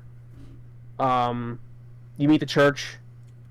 You meet basically you meet the kingdom, meet the church. See that the kingdom really hates the shield hero because of what the king and the first princess did. You find out that they're a matriarchy. The queen is gone, fixing the king's mistake, and the second king's princess just making more mistakes. Constantly, always. Second princess is in line for the throne because first princess is a pathological liar. Well, she's a bitch. That too. And a whore. That too. If you know, you know. And he kind of just goes out and becomes super strong, comes back, kicks ass, looks really cool while doing it. Wasn't the actual reason they wanted to do this to the shield hero to begin with was because if you let the shield hero be, he will become the strongest one of the guardians? No, it's because of what the previous shield hero did to the king. Well, there's not only that, but Naofumi has proven that you have the shield hero, you have the sword hero, you have the spear hero, and you have the archer hero. Yep. The shield hero, if he's allowed free range, can become stronger than all the rest combined. That was confirmed. And the reason being is because, the reason being is because the other three are a bunch of idiots that don't actually know how to do anything. Well, even if they weren't a bunch of idiots, say Naofumi got put in the role of the other three, he wouldn't be able to match the strength that he would be if he was the shield hero. The shield hero... It's also based on personality that they're assigned what weapon they're given. Yeah. But the shield hero is the strongest one, no matter who gets any of the positions. Mm-hmm. Even if it's people that work diligently and train their ass off in the other three, they still cannot match the strength of the shield hero. And the kingdom knows this as well. Yeah. So beyond that, you should go watch the show. You can skip season 2 if you don't like the pacing is bad and the writing is kind of weird, but you still want to see the action. Go ahead, do it. Watching it as a lump, the pacing isn't bad because I did rewatch it after it was all out. Yeah. The pacing's nowhere near as bad if you watch it as a lump. Watching it weekly, it sucked. Yeah, because it was like, oh, here's all this action, and then it's kind of like action. It's kind of like Dressrosa for One Piece. Yeah, the pacing of Dressrosa was bad, and especially for Wano right now, the pacing is awful. But if you are watching it in a huge lump, and it's all completed, it's good. Yeah. So speaking of bad pacing for One Piece, I will say I was not a fan of this pirate group. Which one? Foxy Pirate Crew. Oh, that's not a pacing problem. That's just a I don't know. I don't know what Oda was thinking when writing that. That's what that was. Oda was thinking fighting is a good way of introducing Afro Luffy. Because the way you're watching right now, Sage, until you hit Wano, you won't have pacing will not seem bad for you. Okay. Until you reach Wano. It hasn't been bad, like literally, Foxfire Crew's like the worst thing I've seen with One Piece. Because only good thing everything else, no. Nothing else has been like so you figure bad. Dressrosa before Whole Cake and Wano, Dressrosa was the longest arc. Yeah. And it was it took like 3 years in the manga to complete Dressrosa. Jesus. Wano, Totland was just over 3 years. Wano in the manga was from 2017 to 2022. So you can see how the pacing is pretty bad for Wano. Yeah. Especially when like they were only doing like 10 to 12 pages of the manga per episode. Now they're doing full chapters. The last couple episodes have been full chapters. Thank God, Toei needs to But step if up you the look, game. Bleach in 13 episodes had added content and still covered like 60 chapters in 13 episodes. One Piece has covered like 12 chapters in the last 20 episodes. I want to say it's because One Piece Toei has a habit of doing triple takes on some things that don't need them. They haven't really done triple takes in these recent episodes. They've been doing a lot of more added content that has been approved by Oda. Yeah, that's especially good. in the last episode with kids, with the added content for Kid. Well, I shouldn't say last episode. It was 2 episodes ago now. Episode 1067, the added content that we got for Kid in that episode, Oda approved because he actually drew the certain parts of it. Oh, cool. You know what parts I'm talking about, Tony. Yes. But yeah, But watching it as a lump sum is not as bad. It's the way, and it's not even the tortoise, the giant tortoise part that actually ticks me off about that season. It's the whole new world aspect of it, where they go to other world. You mean going to where Glass, Lark, and Teresa are from? Okay. Yeah, because it's basically like as Raftalia is shown, they start from level 1 again when they go over there. Mm-hmm. And that whole time that they spent in that, so basically the second half of the season, is what I have a problem with. Like, I feel like if you remove that whole section out and just have like the end of the tortoise fight be the end of the tortoise fight, and then we move on to whatever season 3 is going to be, that would flow so much better writing wise. Okay. I can see where you're coming from with that. Yeah, because it's so weird. Like, okay, they just had this huge battle. Now Fumi's this powerful, badass guy. Raftalia, she's this powerful freaking, what is it, fox lady? She would be a Tanuki. Tanuki, that's right. And then all of a sudden they're in this new world and she's back to a toddler form because the way her species is. Oh, okay. Okay, so when they're fighting the tortoise, you meet the actual villain of the arc, and then they follow the other 3 that hate him. They get locked in Dimension Prison. That's when they get the level 1 problem. Mm-hmm. Then when they leave Dimension Prison, Raftalia is still kept as she has to level back up. Currently there's something there was something preventing her from reaching her adult form again, and I believe that was something to do with her mental state. And she also became the bearer of one of the holy weapons. She became a Vestal hero. Yeah. It's like, what? Because that world has more than just the 4 cardinal heroes. They have the 4 Vestal weapons as well. Yeah, it's all over the place. It's weird. I don't mind it. It's kind of because it's world building. You know, we're expanding upon the other side of the coin because we've seen Lark, Glass, and Teresa fight now Fumi 3 times? Yeah, 3 times now. So it's cool to see the other side, where they're coming from, their world, why they're fighting. Yeah, I understand that bit, but the way it was written, the way it was done was weird. It was with you for that. poorly written. But enough of Shield Hero. On to Data Live. Data Live takes place in a futuristic Japan where we have super huge bunkers to protect against these things called spatial quakes that happen whenever a spirit appears. Spirits are these like super powerful. I'm not gonna say extraterrestrial because that's technically inaccurate, but these super powerful beings that kind of just like not spawn in, but show up out of nowhere and cause a mass amount of destruction. They're pretty much magical girls. That's a good way of looking at it. You're right. Problem is these magical girls can be beaten. They're way too overpowered for their own sake. But these can still be beaten quite easily, actually.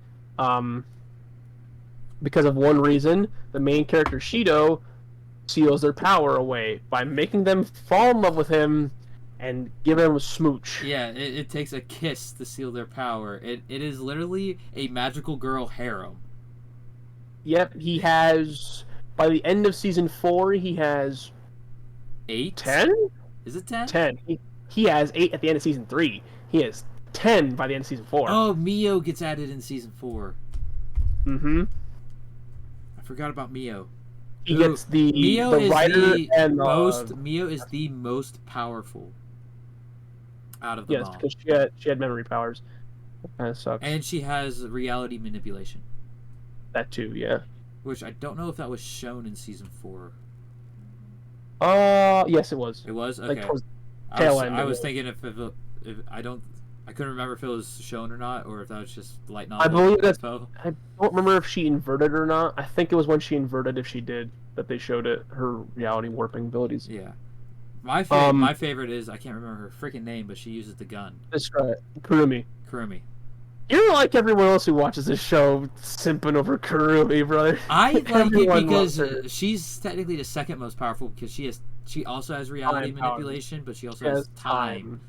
And the way she does it by putting a gun to her head and pulling the trigger. That's pretty cool. I'm not gonna lie. It's pretty badass. The whole pointing to what number you're pointing to what number on the clock and then doing whatever gun action you need to do is pretty cool. Kurumi's power is the reason I like her. That's fair. Okay. If I had to go off personality, I would have to probably say Milo. Okay. That's fine. That's a good pick.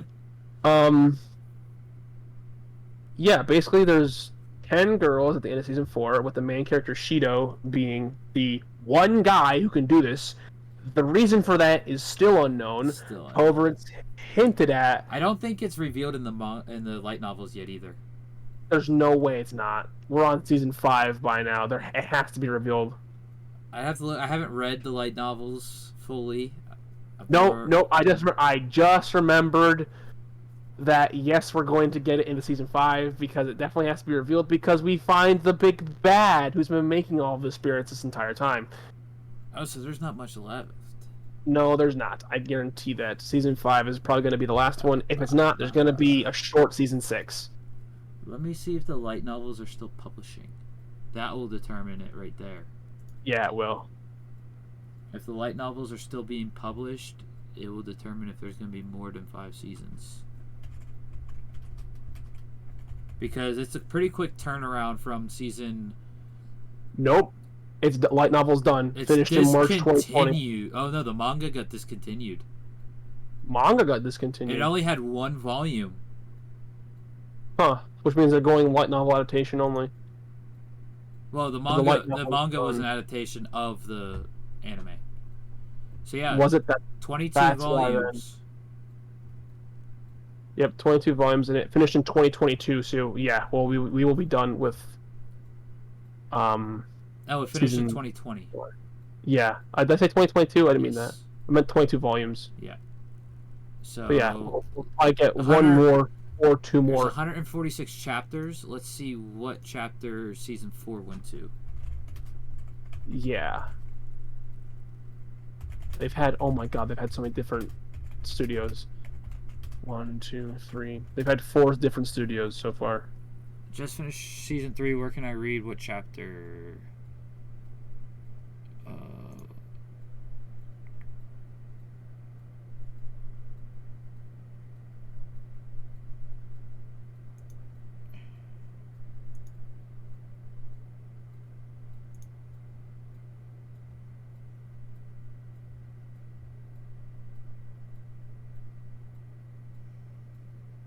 You know, whenever it gets quiet like this, we should start playing the Jeopardy song.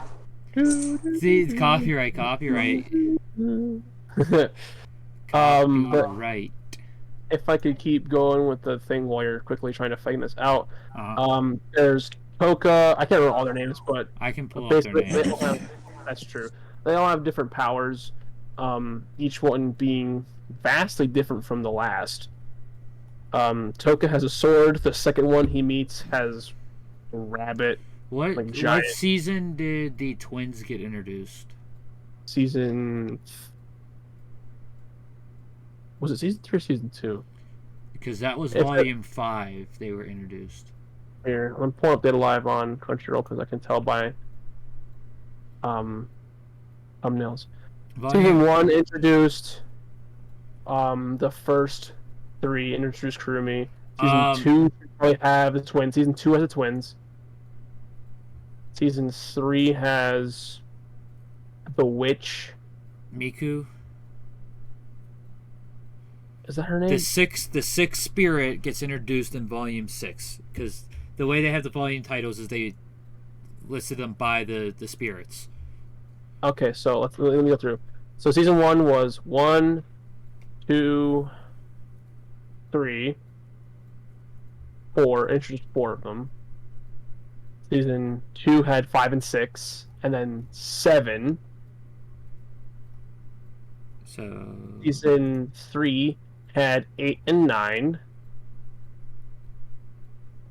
And season 4, so it's 11 actually. 10, 11. Yep, has 11 introduced. There's the witch, volume 8. She was introduced season 3. So there's probably going to be more than 5 seasons. Yeah, I was thinking that's probably... Because if it's only volume 8 when the witch gets introduced... And that was season 3. So, yeah, actually, if we're not even halfway through the light novel, we're probably going to have quite a few seasons left. Because there's... The volume cover for volume 10 is Milo. Okay. So that's when her powers awaken, or not awaken yet, and get inverted. Volume 11 is when she's inverted, because she is inverted on the cover of it. She's in her inverted form. So there's still half of the freaking volumes left. Ah, damn. Okay, so... Wow! Okay. So yeah, we still have quite a ways to go on Data Live, but that's pretty much the premise of Data Live. Or maybe this is it. Actually, hold up. The cover is a spoiler. Publisher's summary of Volume 11. Change the past of the 8th spirit and make her fall for you. 8th. When he goes back in time. Yep, that's... Okay, that already happened in the show then. That was season 4. That was season... Yep, that was season 4. Yeah, that's what happens in Volume 11. Let me go over to Volume 12. Oh, it actually has him on the cover. He'd be the next one. Talk about Publisher's summary. To stop... Jesus Christ, ads. To stop the rampaging Shindo, you'll need to make him fall in love. Yep, because at the very end of season 4, he was inverted. Mm-hmm. So, season 4 goes through Volume 12 then. Okay. Unless so we have, Volume 13 has, the end of the battle or whatnot. Nope, Volume 13 has a brand new freaking spirit. Because the end of season 4 introduced Phantom. And it's only 8 spirits that he has with him, because it says, make the 9th spirit, the otaku manga artist Nia, fall in love. Wait, he made her fall in love. Yes, that what happened in season 4. And season 4 had 2, her and the... So he went inverted before meeting her. Oh, no, I remember what it was now. Yep, he didn't invert. He was overflowing with spirit energy, so he had all their powers kind of flowing out. Yeah. He was going to die if they didn't fix that. That's right. Yeah, so Volume 13 is the introduction of her. Then we have this other... Make the 10th Spirit Mukuro is Volume 14. Oh, so we might not have as much as we thought then. We have Toka on the cover of 15. Okay. That was when... Make the deeply passionate Mukuru, who is starved for love, become smitten. Yep. Okay, so you don't actually have that much left anymore. No, now I think about it. So that's when he's chasing after her. 16 has Kurumi on the cover. Kurumi's That would be- Refrain is the name of it. That would be what we covered in season 4 with Kurumi. Make the spirit that he was unable to win over in the past fall in love. Yeah, the 8th spirit was Origami. And volume 17. Now let's begin our all-out war, which is going to be the start of season 5. Season 5. Yep. Okay. So volume 17 is where season 5 is going to start. So I could see maybe season 5 could be more the than- end of it. It could be. I could see 2 more seasons. I could see 6 seasons. Especially if it's an all-out war, they're probably going to do a lot of freaking what you call it, action sequences and all that. So that's going to take up time. Yeah, I could see 6 seasons. Like, I could see either one. I could see 5. I could see 6. But that's pretty much Date Alive. Is guy kisses girls, makes them fall in love, steals their power, gains their power, and continues to get stronger and stronger. For some reason, honestly, I don't even know. But yeah. So there I'm the vote. is the spirits are, which that's actually spelled wrong. You sent me the wrong spelling. It's Tooka. No, it's not. That's what it is on the actual thing for it. On what? For Toka Yotogami, it's Tooka. I've never seen it spelled like that except for once, and I've only seen Tohka. Here, I'll send you this because this is her side story as well. And this is the official title. It's in the chamber. I wonder if it's a localization thing that adds the Could H be. or a double O. Then you have Yoshino is another one. Yoshino would be number 2. Miku Izuyaoi.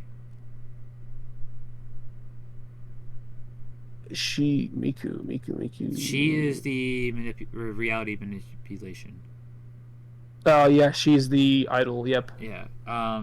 She's the one. Her name gets messed up in the localization and all that too. That's why I said Milo for her, because in one of the translations it's actually Milo. And then there's Milo, and then of course Miku is the official. So I will now remember that. It'll be pretty easy to remember too. Origami. Kotori Itsuka, which is technically the first one he meets. Technically, but he doesn't know that. Yep. Natsumi is the witch. Yep. Yuzuru and Kaguya are the twins. And then you have Kurumi. Yep. 1, 2, 3, 4, 5, 6, 7, 8. That's 9 of them.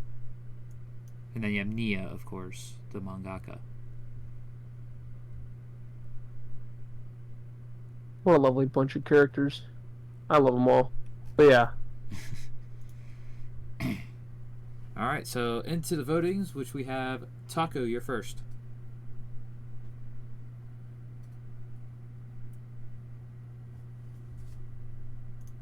Shield Hero. You got there just in time before I did this. Okay, so the reason why it's double O is that's the correct spelling due to Hepburn romanticization. So it's the standard for Mao, but I don't think a lot of other places use that romanticization. Yeah, because I went to Wikipedia and it has the TOHK. I appreciate all that. Alright, Sage, your vote? I am also going to vote for Shield Hero. Alright, Cope. Shield Hero. Shield Hero. And as much as I bashed the second season of Shield Hero, I am also voting for Shield Hero. Because I've watched all of Date Alive. It's not bad, it's definitely entertaining. It's just not my cup of tea compared to Shield Hero. That's fair. I love Date Alive, though. It's great. I love Shield Hero more. Season 1 carries it so hard. In match 7, we have his number 2 seed versus his number 15 seed. So we have Bleach, with his favorite character being Shunsui Kyoriko, versus Tsukimichi Moonlit Fantasy, with his favorite character being Tomoe. And I think you can just go into Tsukimichi because I'm pretty sure everyone here knows Bleach. I'm like, I don't need to do a Bleach overview. Tsukimichi Moonlit Fantasy is basically just another isekai where the main character's parents are not from Japan. They are from the world he's isekai'd into. They left. So is it technically an isekai then? Yes, because his parents isekai to another world, but he goes back to the original world. He was born and raised on Earth as an Earthling. He is not from the original world that his parents are from. But so his lineage is. I don't like you arguing this because it has the isekai tag. It does, but is it actually? Sword Art Online still has the isekai tag. Because they go to another world. Sword Art Online is actually not an isekai. Even though it's a game, they can't leave it. They're stuck there permanently. It's not an isekai. Even the creator has come out and said it is not an isekai. Okay, well then I don't know why they still have the tag, but this is straight up an isekai, so stop trying to argue this point. No, I will argue it because he's returning. Who's returning? You just said he's returning. What does that mean? He's returning to where his bloodline started. Oh, no. Get out of here with that. That doesn't matter. Because guess what? The goddess says, I'll take one of your children when you come over. Well, his parents choose him. So as he's being taken over to the world, Tsukiyomi is talking to him. He's like, you know, if you have trouble here, I'll give you some of my power, and does that. So he gets power. He meets the goddess. The goddess is like, oh, you're their child they chose to send over here? Go and hang with the monsters. You're not human. Literally called him ugly to his face. So he's sent out in the middle of nowhere. Can speak every language but the human language. He can't even learn. He can only learn to write it, too. He can't learn it at all. Well, no, he can write it because he uses his speech bubbles. He can write it. Yep. He can read and write it. He cannot speak it. Yeah. And he's so ugly that he's considered a monster wherever he goes. A demi-human. Demi-human. He... The most badass walk-up in ever. So cool. Well, Bleach might change that. He then finds an orc. He is told by the orc that, hey, this dragon is causing problems. Can you go deal with it? He's like, yeah. He goes and deals with the dragon. That turns into Tomoe because he is that strong. The contract was 80-20. He, what was it? Gave 80%, received 20%. Yeah. Which she found extremely weird because of of how he looked. Other than the gods, she is like the strongest being in the world. She was literally like the insurmountable dragon or whatever her title was. It was something. She's a progenitor dragon. Yeah, she was one of the strongest creatures in existence, and he was like, I beat you with my fists. He didn't even use. I think he just used like a couple fingers. No, it was fists because he didn't know he was that strong. And then he found out, and he's like, "Oh, okay." But the walk up he has in a later scene in the anime is cold. Basically, he's that strong. He continues to fight things and make contracts with them to continue to get their power and give him their power. He has one with the dragon, giant spider that's kind of unkillable, and a lich.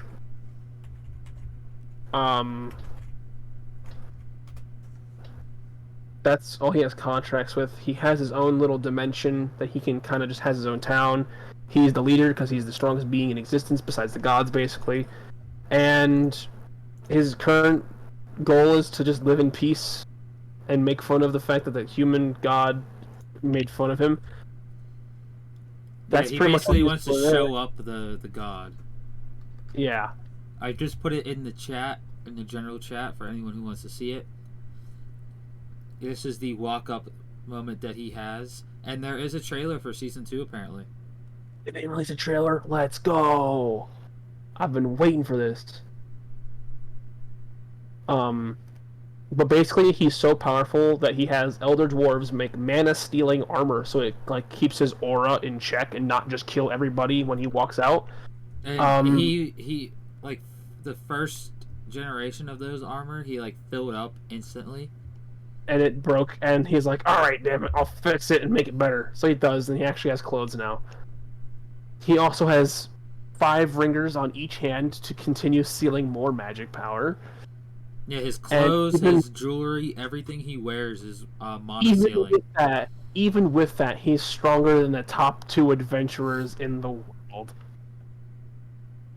Yeah, I don't think this is an actual trailer, more like a fan-made thing. Oh, sad. But I can try to find the C, because there were talks of a second season. There were. So, I'm hoping...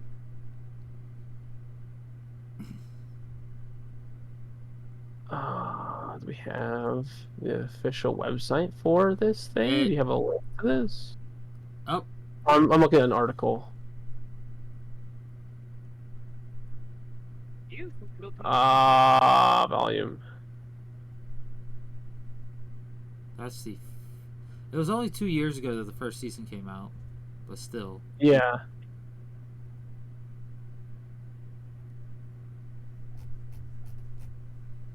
Despite the announcement being made a year ago, nothing has been blah blah blah. That's... Yeah, all the trailers I'm seeing are fan-made trailers. There is one that does appear to be a promotional clip for a second season. Let me pull up Mal and see if they have it. If they have it in the database on Mal, that means there definitely is going to be a second season. And they'll have the PV in there as well. Yes. What is this? Here, the official website. Perfect.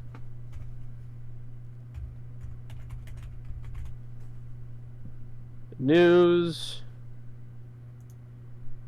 I can't read any of this. Yep. What did I expect? Yep. The second season is confirmed. Perfect. There is no dates or anything like that. Oh boy, volume. There is a 15-minute PV. Okay. That I'll just throw in the general chat. Yep. Unfortunate there's no season 2 release date just yet, but it's great. And it already has 86,000 members for the second season. Holy cow. Yeah, this is one of the good ones because the main character is overpowered, but honestly, in a good way. Yeah, it's in a good way because he was given a blessing by a god. The first season has 369,000 members. Ooh. I mean, that seems like a lot. But then think about some other shows that have like over 1 million, I'm pretty sure. I'm pulling up One Piece right now. One Piece has 2.1 million members. I think Attack on Titan has more. But Attack on Titan is season-based. So, yeah, the first season of Attack on Titan has 3.7 million. So that's a lot. But Tsukimichi does have a lot compared to other ones. Because I wonder... Now you got me wondering this. Since we brought up Tsukimichi members' numbers. And the second season stuff. How many members does Bleach have? That's a good question. I'm kind of surprised Berserk is so low for the manga. Bleach, original anime, the original 366 has 1.8 million. So not that far behind One Piece. Nope. Because One Piece, for popularity wise, One Piece is ranked 20th. Bleach is 39th. For its actual rankings, One Piece was 59th and Bleach is 691. And that ranking is based on their mouse score. You know, that's crazy that Berserk in 1997 has a 92 rank with a popularity of 325. That's the 1997 anime. The sequel, so Thousand Year Blood War Core 1, only has 454,000 members. The popularity ranking is based off of the members, and the ranked is based off of its score. Because it's ranked 3rd. Ooh. With a score of 9.06. Not bad. Yeah, because I think Mushoku Tensei actually passed it up. Let me look real quick. Top airing. Okay, top airing. Attack on Titan, the final chapters, is actually the top one right now, with a score of 9.04. Bleach, Thousand Year Blood War Core 2 is number 2 with an 8.97. Mushoku Tensei is number 3. One Piece is 4. Huh. But we go to all anime. Number 1, can you guess what number 1 is? It's Full Metal. Yep, there's a 9.1. Number 2 is actually Steins Gate. Cool. With a 9.07. Attack on Titan fell down to 6th. Bro, hold up. I also have Mal pulled up for top anime series. How the hell is Gintama tied with Bleach 1000 Year Blood War Core 1? Because it's Gintama. Gintama's in the top 10 3 times. Really? Gintama Season 2 is 8th, and then Gintama the Final is 9th. And then Gintama Enshin Chosen, so Season 3, is 11th. Holy cow. Gintama Season 3 Part 2 is 14th. Gintama's also in 16th. Bro, what is this? Gintama's also in 21st and 24th. When all of Gintama is higher than, like, your one series. Gintama's in 31st. Oh my god. The first Demon Slayer to show up is the Entertainment District arc, and it's in 35th. Wow. Spirited Away is all the way down to 37. Haikyuu Season 4 is 38th. Cowboy Bebop is 42nd. Attack on Titan, the final season part 2 is 40th. Good. 86 is 50th. Wow. But both Thousand Year Blood Wars of Bleach are here because the second core is in 15th.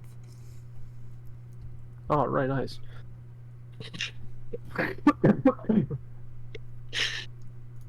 That's only with the first episode airing, too. Yeah. That's crazy. It's only going to go up. I guarantee it. But let's get started with the voting. Cope, what's your vote? Please say what I think you're going to say. Do you even have to ask? I was thinking you were going with the opposite to spite him. Because we're roasting him. Exactly. So Tsukimichi? Exactly. It hurts, but exactly. Sage? I'll vote Bleach. Taco? Bleach. You know, I so want Cope to be the only one to not vote Bleach. Well, chat, what do you think? Because I'm voting Tsukimichi. No, and Cope, guess what? Now you're here again, so you can't be part of chat.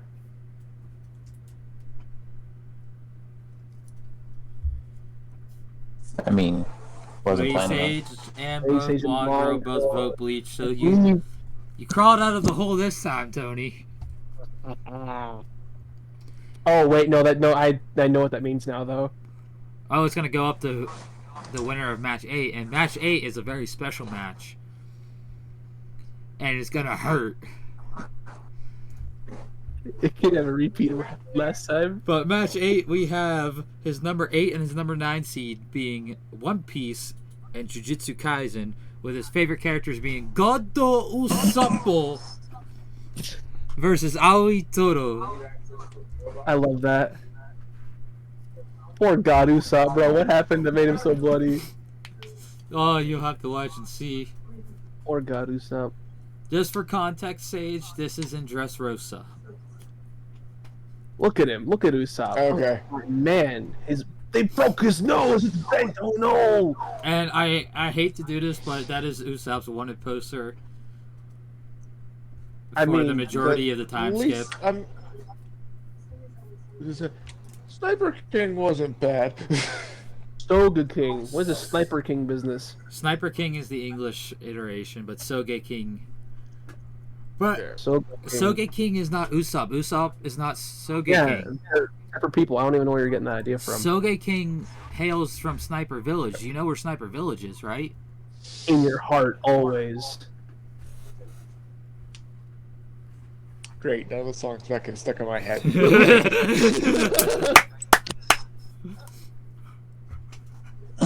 So I don't think either of these shows need a description.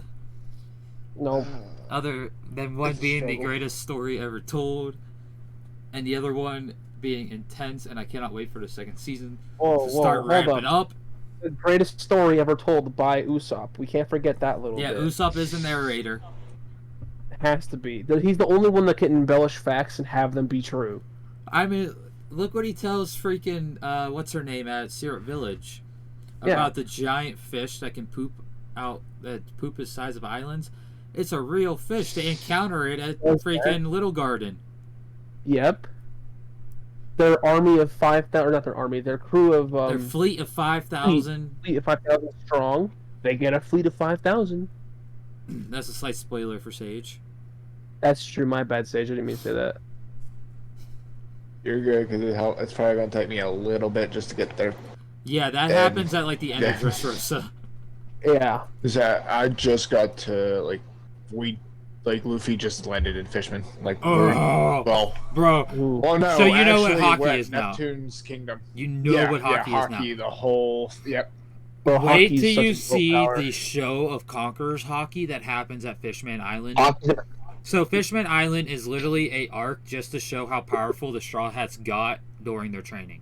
That's all it's for. I kind of figured, but whenever they just first showed up with the whole fake Straw Hats or whatever, Return to Sabaody. It was like a little tease, yeah. It was a little tease, okay, so you saw the moment where Luffy's too slow. Yeah. And then one hits a freaking Pacifista, which he couldn't do damage to at all 2 years prior. Yeah. That's why I was like, oh, Luffy's that much stronger now. Okay. Yeah. 2 years is a lot of time. Fishman Island is an even bigger showing of how strong Luffy got. Because you see Luffy use a little bit of Conqueror's Hockey. Yeah.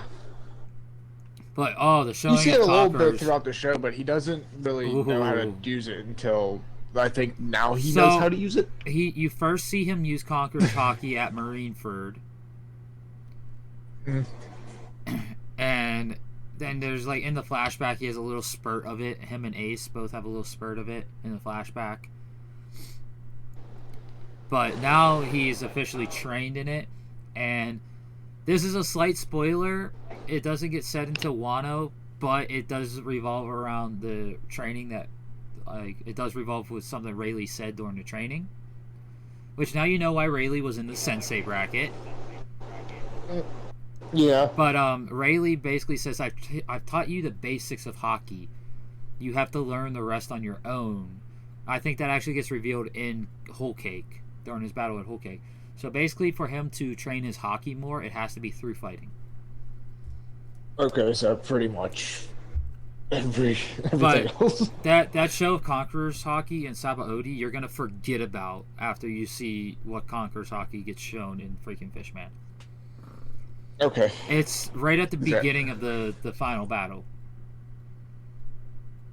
So I am excited for what's coming up. Frankie's okay. I will say one thing. Frankie's new body. Understand? I don't like it either. He had to do it. I don't like it either. But it is a weird design. The one thing I do like is the fact he can change hairstyles. But I loved his pompadour. And when he does his super, we don't get the roll anymore. Nope. No arm roll anymore. Because his arms are too big. His arms are too big to do it. I do agree with you on that. I do understand the practicality of his new design, but I do like his old design better. I get it. So I get his new design. But, How do you feel about Robin's design? Like at first I was like, that's a little weird, but I was like, to be fair, So- she's been like away from like a sunny area, so she's got. Here's like, the thing. That was the animators doing completely, because in the color spreads, she was light skinned. She wasn't tan. Oh, okay. That was so all it was just Joey. like a. Okay. Because Robin's nationality is actually Russian. Yeah.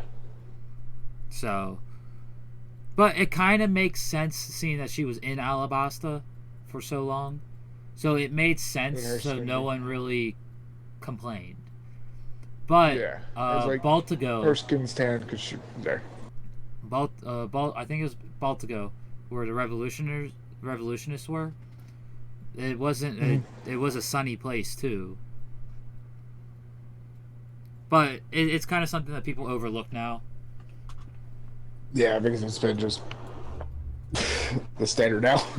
Yeah. What do you feel about I'll Chopper? get used to it. Chopper seems mostly the same. Just wait for Punk Hazard. Or no, Okay. it's in Fishman. It's during the final battle of Fishman. It is in Okay. Fishman when he uses a Rumble Ball. Okay.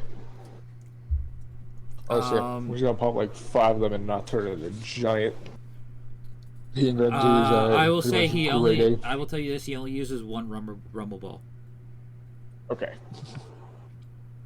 But when you see what happens when he uses that Rumble Ball, you're gonna be like, "Wait, what the hell?" It's gonna be something that I'm not expecting, is it?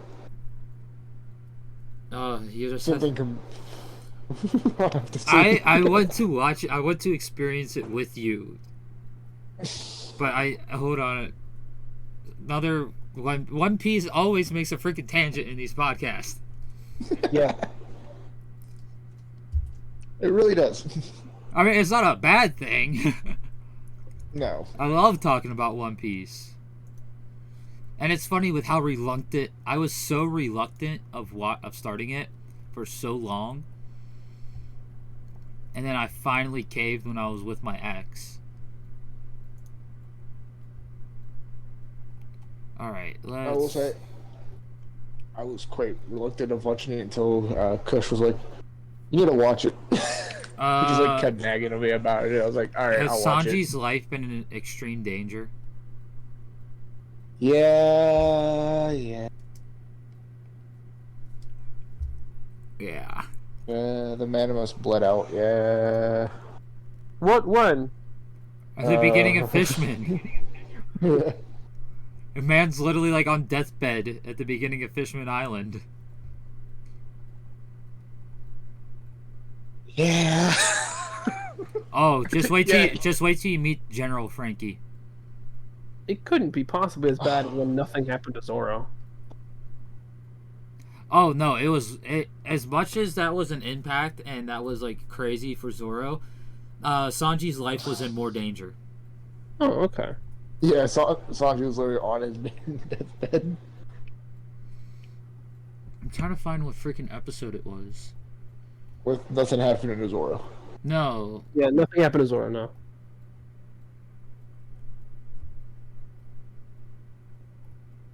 He just went and got a candy apple, that's all. okay, episode 553. I think that's the episode. You need to let me know when you get to 552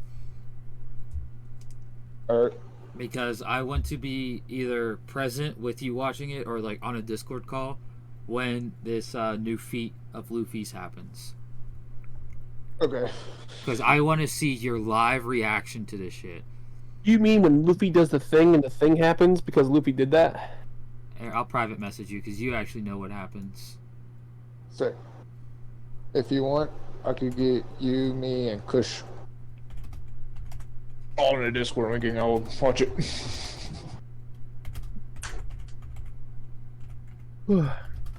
I spelled that wrong, but Ooh, that's right. Yeah, I do remember that. That was Yeah, good. yeah. And I think it's 561 is another episode I want to see a reaction to, and I'm about to private message Tony what that one is.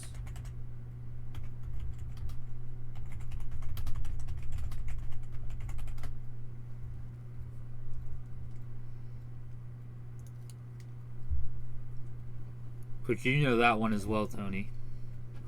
Yeah. Oh, I love that. I love that move. It's such a good one. Mm-hmm. Because while you're on that, I could be playing Final Fantasy while you're watching that and just wait for your reaction. But yeah, episode 553 is Shirahoshi's Tears. Luffy finally shows up, so I think that's the episode. It might be 554.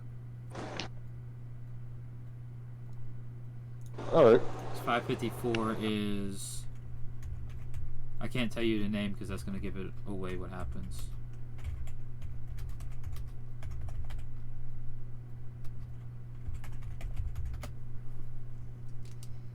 But I can tell Tony. Oh yeah.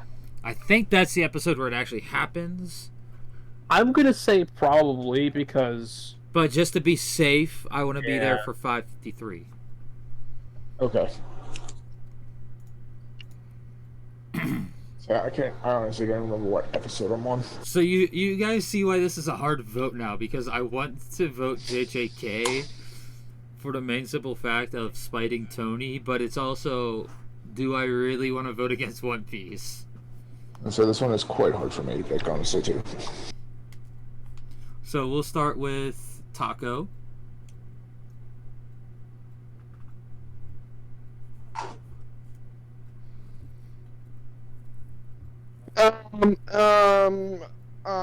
Know what? Just because it's Tony, and it's secretly his favorite anime of all time, I'm going for JJK.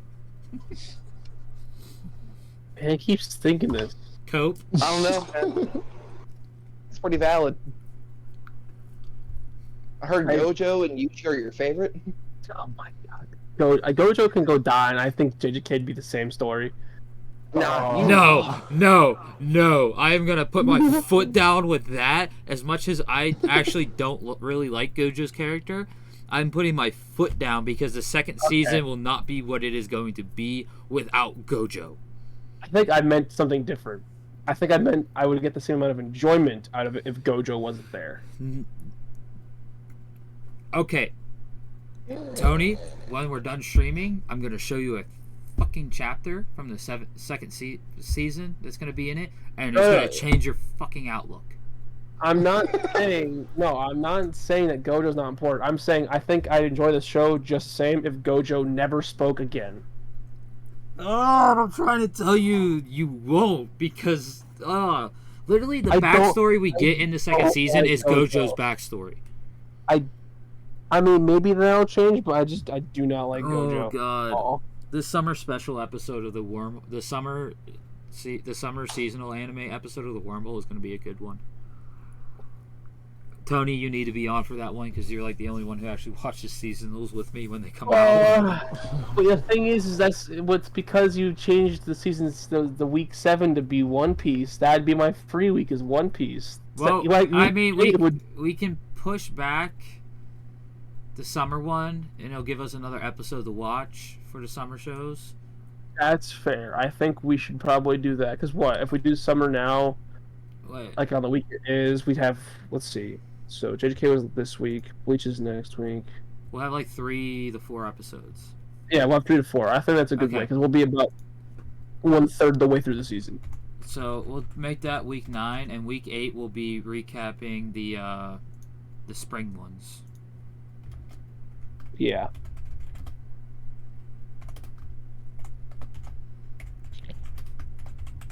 Because I think by week 8 the dubs for the spring ones will be done. Because I'm still watching Oshinoko. Yeah, that'll probably finish up. Because I really like the dub of Oshinoko. But Cope, what's your vote?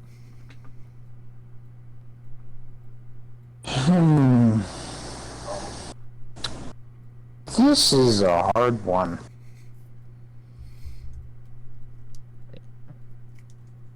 Tough to decide. Tough to decide. I didn't plan for this either. Blonde Girl votes One Piece. I saw that.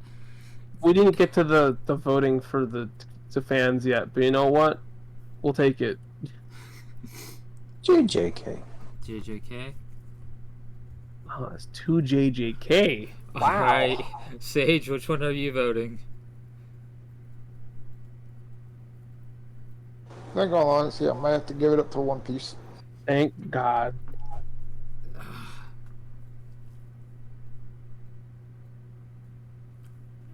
Season 2 JJK is probably gonna change that, but See, I already know what happens in season 2. I'm like, hold on. How many chapters? I'm on chapter 163 of JJK. I've read 162 chapters. ah damn, fair. How many chapters of JJK are out? No, I'm on chapter 162, I think. Or no, did I? No, I'm actually on chapter 172 because did I read volume 19?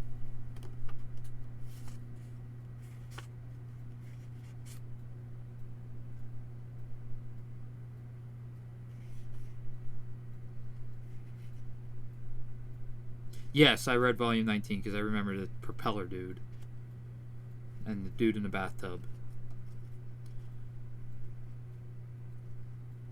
Yeah, so I have read volume 19, so I'm actually on chapter 172. Fair enough. There are chapter 228 just came out today. So I got a good 60 chapters to read. Yeah. Oh, we got 2 One Piece votes. Lady Sage hitting up with the One Piece. Yeah, I think I'm gonna have to vote One Piece because that's another one. I'm fully caught up with One Piece. New chapter finally drops next week. I'm kind of pumped for that. I am so pumped for that, and that means with the chat votes, One Piece moves on. You have failed me. I know, but that is such a hard vote for me. Failure. I know I'm a failure. You don't have to rub it in. We had one mission. When you watch One Piece, you will understand, bro. You will understand. Not just watch. Once you read One Piece, because once you read it and get past where the anime's at, I don't care. We're here to fuck over Tony. Okay? I know, but that is extremely hard with the information I have. Okay, he did it to you.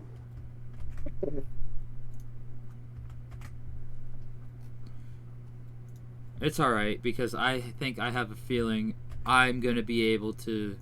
This next round, I'm going to be able to fuck over one of his series. No, Probably. fuck 'em all. Especially in the first match.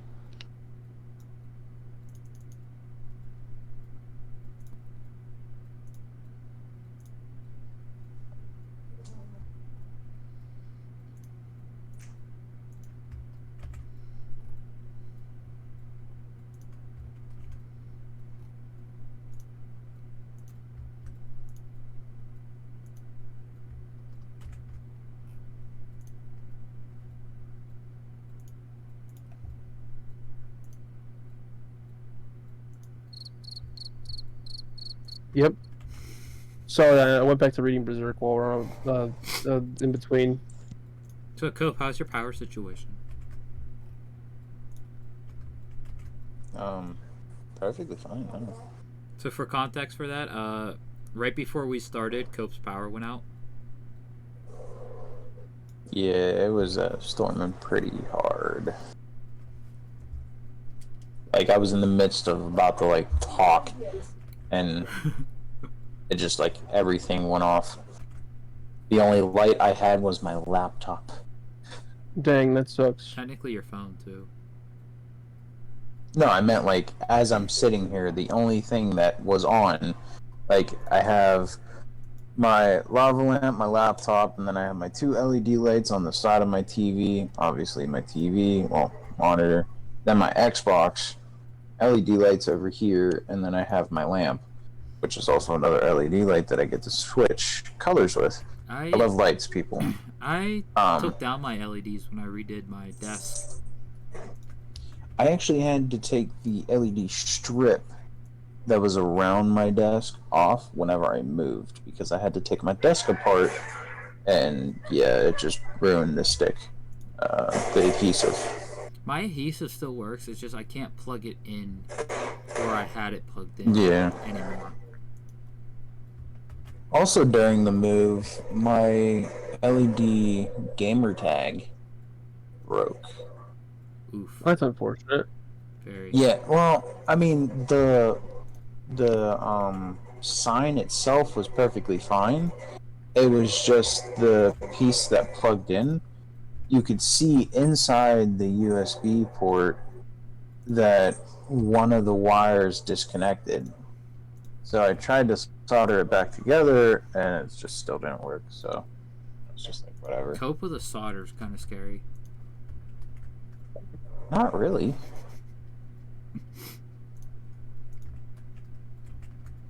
What do you think I do all day at work whenever it comes to wiring? You put electrical tape around it and call it good. Yeah, right. I'd get fired. You put gray electrical tape around it so it looks like you soldered it and call it good. Yeah, sure. That's only when it comes to wiring. When it comes to anything else, you spit on it, slap it, beat it a little bit, and it goes back to working just like normal. You know, speaking of, funny story, we had this like mall cop come down, and he was complaining about his fog light not working. So me and my coworker Ken, we go out and we look at it. We're like, go ahead, turn your fog light on, and we see it flicker. I'm like, oh, here we go, and it started working again. See? Look, all you do is just give it a good slap or two and it works just fine. Just like normal. If only that worked. This man was like fully ready to buy a whole new assembly and pigtail and all this and that. And he's like, oh, you saved me so much money. I'm gonna buy you guys a case of beer. Ooh. Yeah. I have no idea what the hell that beer was. It was just It was bad. It was horrible. It was horrible. It tasted like duct tape. He probably bought you some like river water to go with it as beer. It was just like cheap as fuck. Cooper, you talking about the time of my camp? No. Okay. No. That beer also tasted like duct tape. Yes, it did. That was what? Why are we doing sound effects? We're not alcoholics, I promise. Why? You're asking too many questions. No, I'm wondering why we're having all these sound effects play. What sound effects? I'm just trying to vibe and read Berserk, and none of these fit what I'm reading. Well, I mean, I have gunshots in the back. That counts. Does that work? We're at the ocean currently. Why is there explosions? Welcome to Normandy. It's D-Day, bitches.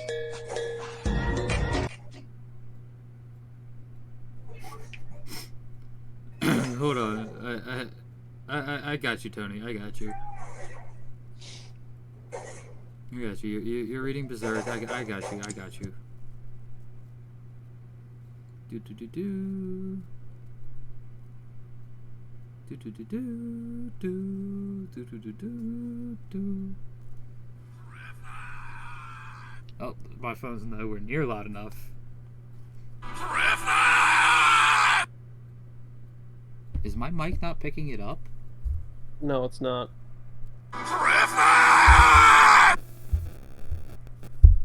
It picks me up tapping it, but not a loud sound being played right next to it. You could see it as monitoring, like background noise that doesn't need to pick up. Ugh, the only problem with an expensive mic. Yeah. Let me try playing it from back here then. Nope. Oh, it was Guts screaming Griffith. Ah, good. Is what I was trying to play.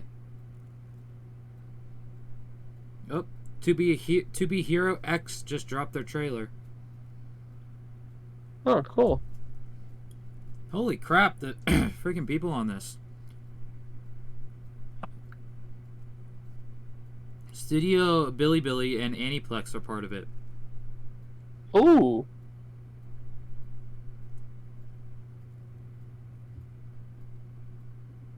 Interesting. Oh! The freaking trailer finally dropped. For? You'll see in the news in just a second. The new Bleach console game.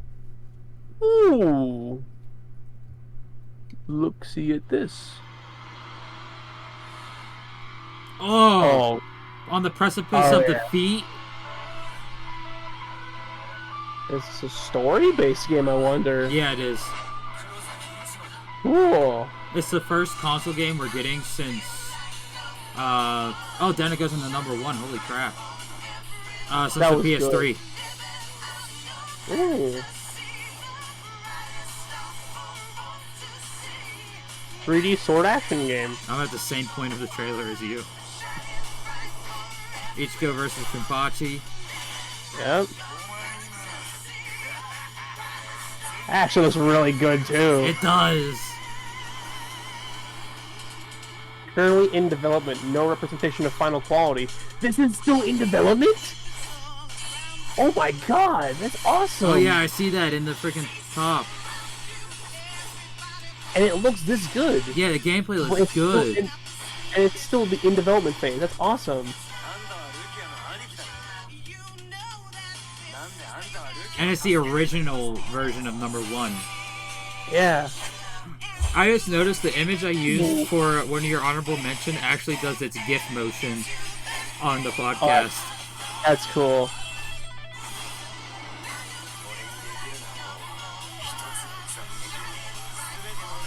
Oh my god, this is awesome. Oh, Ooh. Sekai?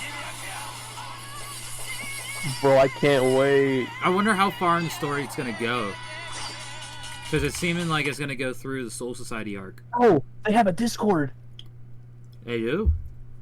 Yeah, it says join Discord in the bottom of the trailer. Uh-huh. Like when you get to the end. That's awesome. It hasn't... 2024. 2024 coming soon. That means quarter 1 or 2. Probably quarter 2.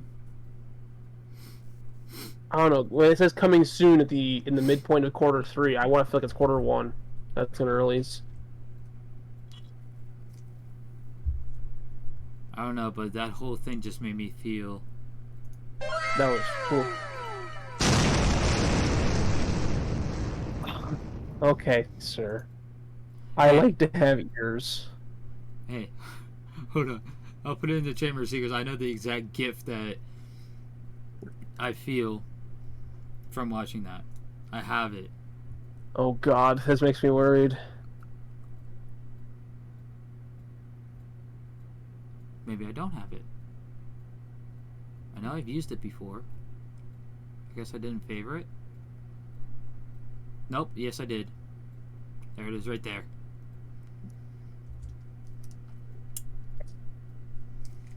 Alright, that's pretty good one. Alright. So, round 2, match 1, we have Berserk versus Cyberpunk Edgerunners. His 1 versus his 12. Cope, you got first vote.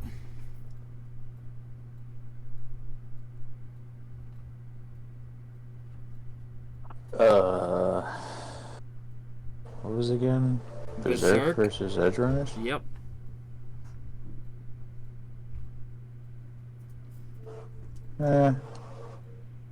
Fuck it. Cyberpunk. All right, Sage. I'm also going to vote Cyberpunk. Taco. The only other person here who has seen Berserk. Cyberpunk.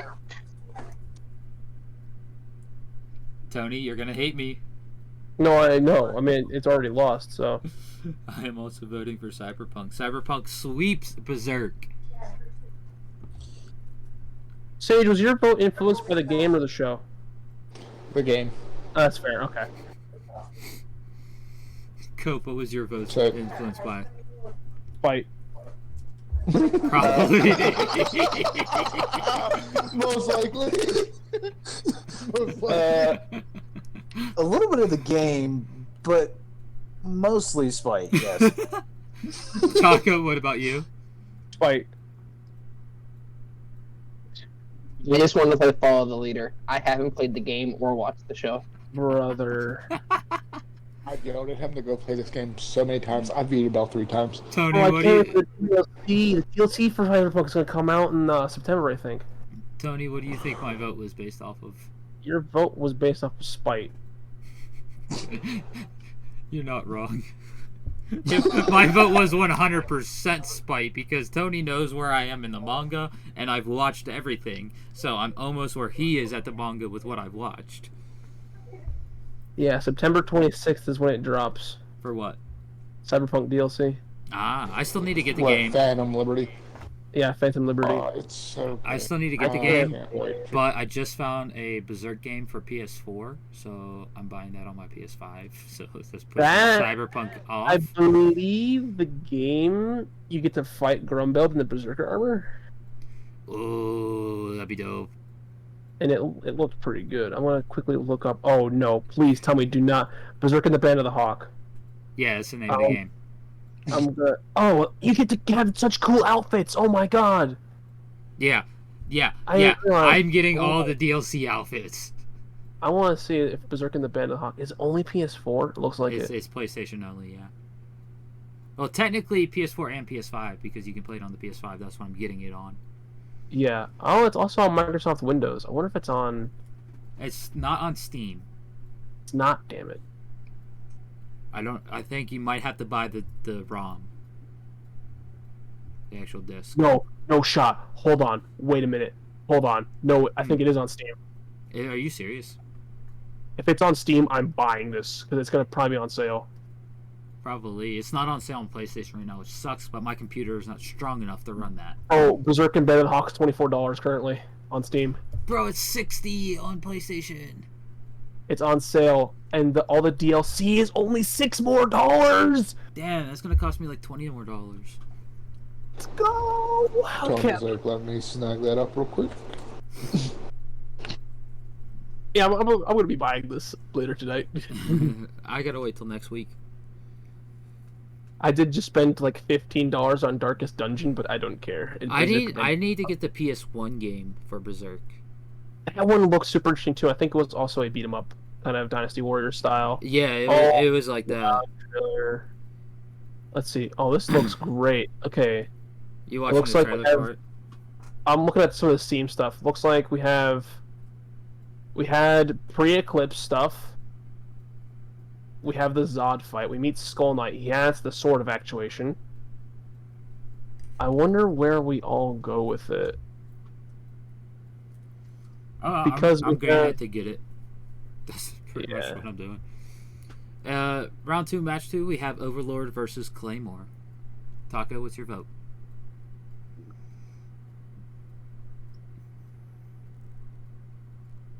Oh, I see Serpico fighting the Shaka? What are they calling them? He just mentioned them recently. Ganishka, where are you at, buddy? The weird animals that the Kushan have. Oh. No one, only you know what I'm talking about with that. Mm-hmm. Yeah, because that's post Golden Age arc. That's post-conviction arc as well.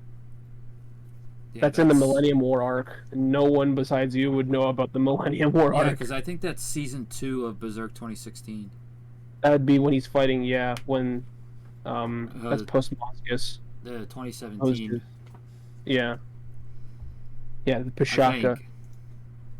Yeah, it's 2017 because I believe 2016 ends with the conviction arc. Because 2017 ends with the Berserker armor on the beach.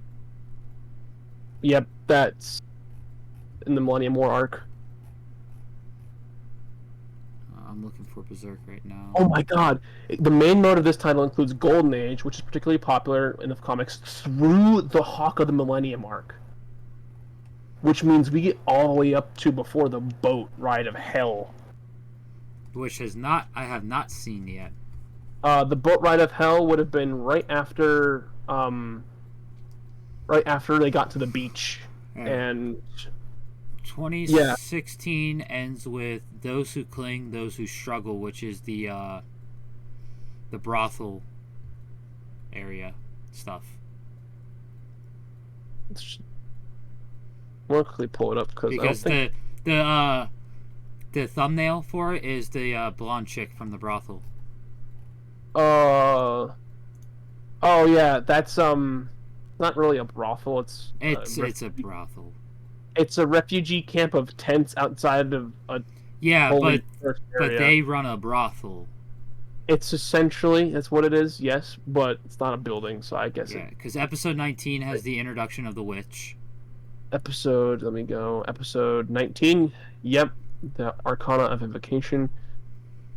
City of Humans. Yep. So season 2017 ends with them getting to. They're on the because in 22 they're on the beach, and that's when Guts goes crazy with the Berserker armor again.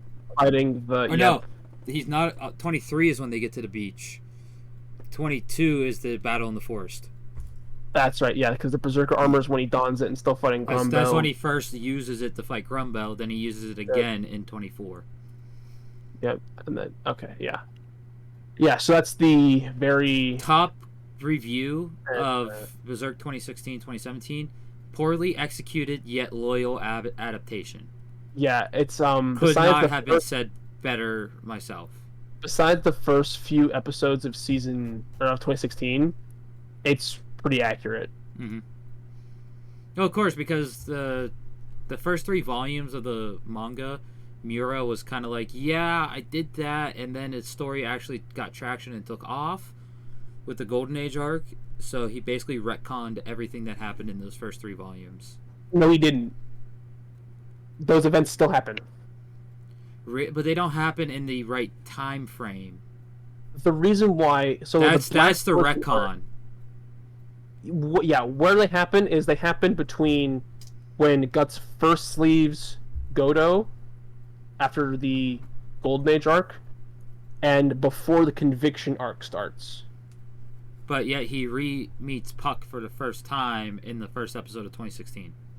That's the reason it's so. That's why I said the first few episodes. Those first episodes of 2016 are inaccurate to how they were portrayed in the manga, because Berserk 2016 also skips the entirety of the Conviction arc Lost Children chapters.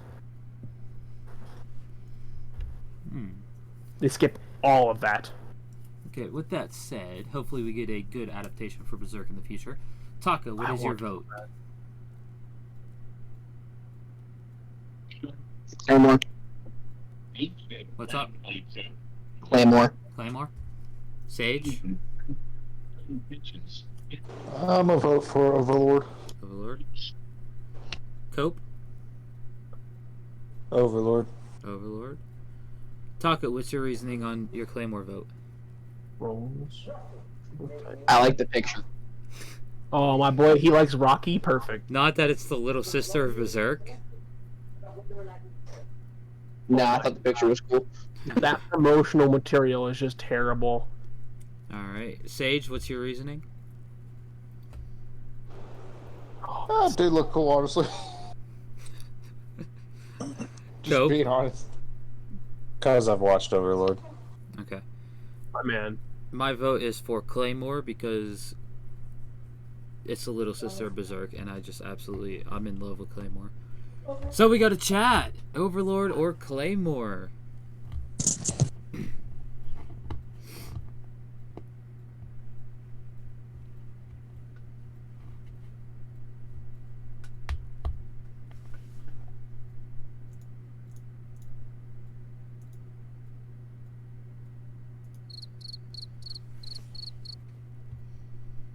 Man, those crickets are loud. They are. You know what else is loud? Oh my god. I didn't hear that. I did. We got 1 vote Overlord, 1 vote Claymore, so it's still at a tie. Oh my goodness. First time double tie. First double tie in the history of the madness. So now I gotta find the D20. Or the D6. So we'll put Overlord at odds and Claymore at evens.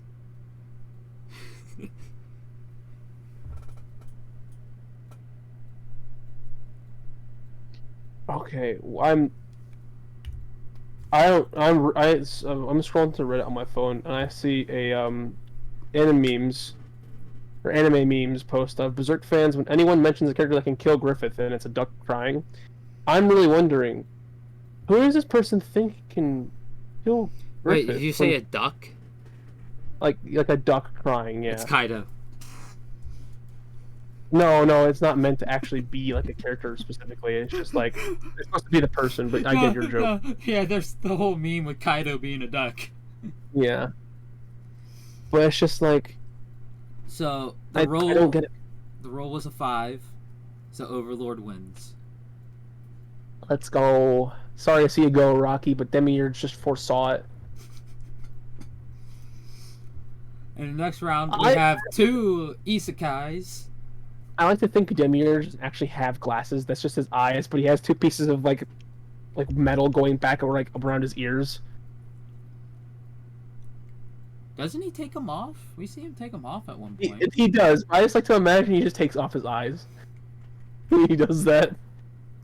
Oh, we got Mushoku Tensei Jobless Reincarnation versus the Rising of the Shield Hero. And Cope, you have first vote. Who's gonna win?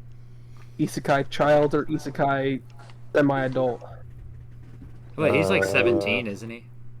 Actually, no. Nafumi is a college student. Okay, so he's like 19, 20. Yeah, he's adult. No, actually, semi-adult still fits. Yeah, you're a semi-adult. Actually, you know what's really funny? You mentioned that. My birthday's a Sunday this year. Really? Yeah. We have a birthday podcast. But yours is the same month as mine, I think, too. 10th of September.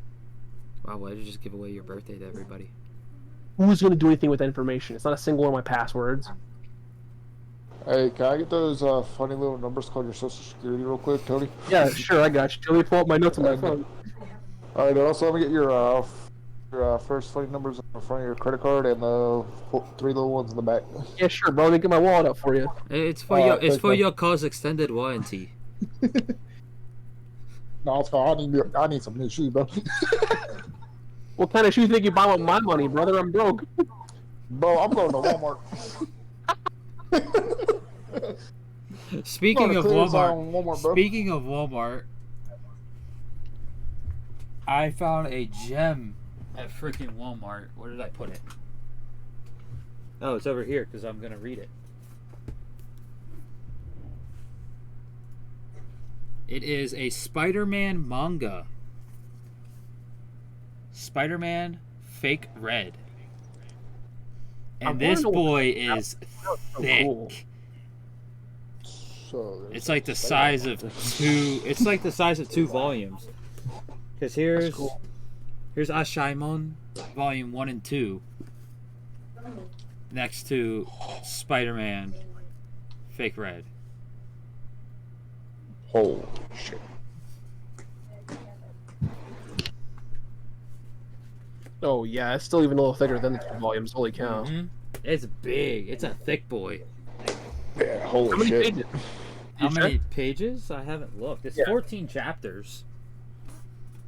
It's 14 chapters? The 14th chapter starts on page 291.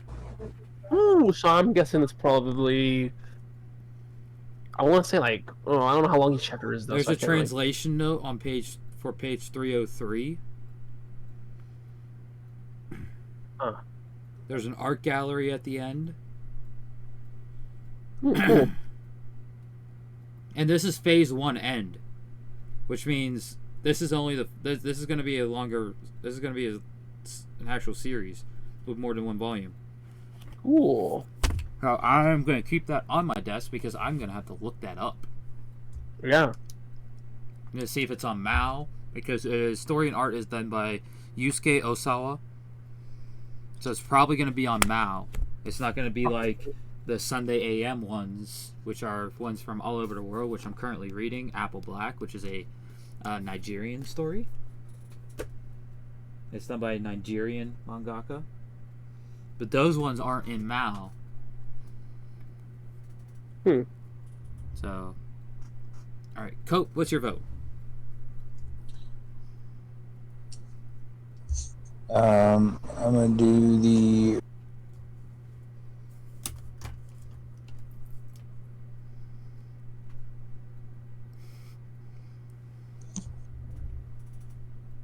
Hello? Hello? Once again, snapping, yeah. Yeah, was good. Man just is not answering whenever he says, I'm going to choose. Yeah, he just goes silent. I'm going to choose.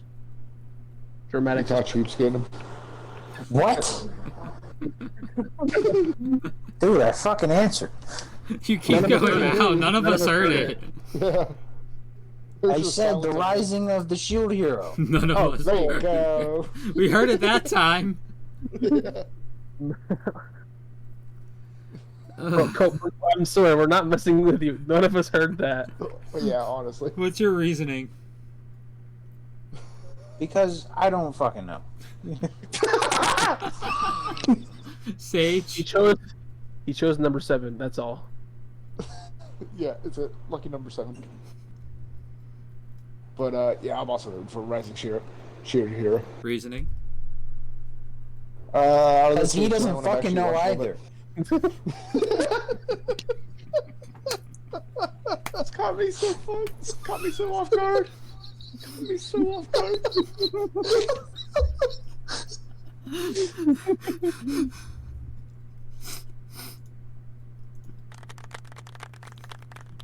Taco, what are you gonna vote for?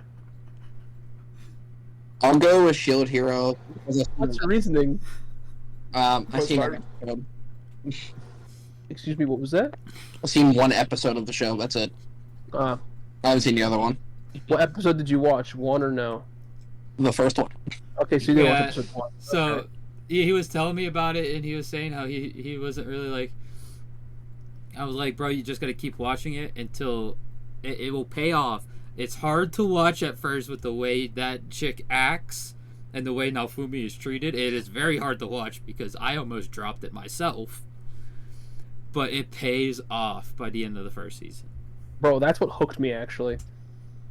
No, it got me, like, I got pissed off. Like, I was Oh, yeah, no, I physically actually hate pissed her. off. I got hooked because I'm like, I want her to meet some sort of terrible fate. And I almost dropped it because I think episode 2 she was still doing the shit. And it made me want to drop it. I'm happy I didn't, because the payoff that happens to her when the queen returns is great. beautiful. I love it. I love how her new name is up to Naofumi's choosing. And then Naofumi even mentions, well, she goes under a different name while adventuring, and gives her a second new name. Ah, the payoff is worth it, Taco. With that said, I'm also voting for Shield Hero because I've actually watched all of it, and I'm still... I mean, Mushoku Tensei is good for what I've seen so far. It's not at the pedestal that Tony was giving it. Well, that's because you haven't hit the good stuff for season 1 yet. That's why. And I wholeheartedly, like, when someone says that, I'm like, okay, I understand. And I keep watching. It's the reason why I'm still watching several shows that are pretty bad. Yes, the first half of season 1's really good, but when you hit that spot where it's gonna be the end of core 1 into core 2, it's like, oh my god. Yeah, I'm almost there, but I'm also have like 20 weekly shows. Yeah, you have a out ton of on other shows to Saturday. watch. Oh yeah. Plus, Final Fantasy 16 is taking up all of my binge time. Yeah. So, moving into the next round, because Shield Hero wins in a sweep, we have Bleach versus One Piece. Oh boy! I love how you use the Usopp picture again because it's Usopp. I had to. As soon as you said Usopp was your favorite character, I was like, oh no. This man just gave me free range to do some shit. I love how Usopp is such a liar, but yet it seemed like he still lifted a decently heavy hammer when he had the 5-ton hammer. And then the 10-ton hammer was just a balloon. 10-ton hammer is just a balloon. Just such a good liar, good actor. He can play it off. That's all the 5-ton hammer was too. Was it? Yeah. It seemed like it actually had weight because he used it. They both were a balloon with frying pans on either side. Bro, the fact you believed it. I never saw the 5-ton hammer popping. That's why then. Yeah, because he puts it away before it pops and then pulls out the 10-ton. Oh, okay. That was against Miss Merry Christmas and Mr. Four. And yeah, Yep. It was so funny because I was like, "Oh, Usopp's actually strong." No. And then Yeah. It gets you with that 5-ton. Oh yeah. But it's like, with a nope. 10-ton hammer. Pop.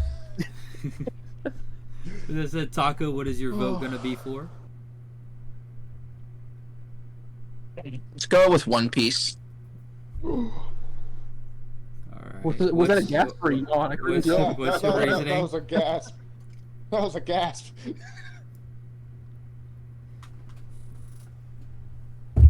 What's your reasoning, Taco? I don't have a reason. Oh, I know what? People angry. I like Luffy more than Ichigo. That's why. Okay. Okay. It makes sense. Even though I'm contemplating putting One Piece as my number 1 and dropping Bleach to my number 3, I can understand your reasoning with liking Luffy. I cannot, for the life of me, come to like Luffy more than Ichigo, just because of the way Ichigo's character is, how he's the more serious protagonist of the big three.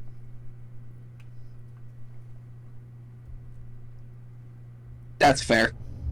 It's just something about Ichigo. Like, I don't know. Like, he's a cool character, but like, he kind of feels like blandish, but not really. Yeah, a lot of people that's a big thing with people who don't like Ichigo. It's always the first thing they always say is he feels bland. And when you put him up against like the other members of the big three, Naruto and Luffy, he definitely is bland compared to them. But that's because he's a smarter character. Luffy and Naruto were purposely written dumb and stupid. Ichigo was actually written to be smart and be a critical thinker. I mean, you can be like a serious character but not be bland, though.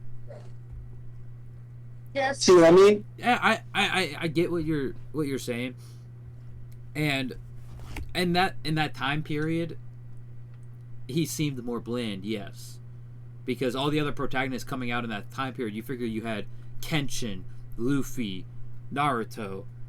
Who else was there? Dragon Ball Z was coming out in America on Cartoon Network or whatever channel it was on.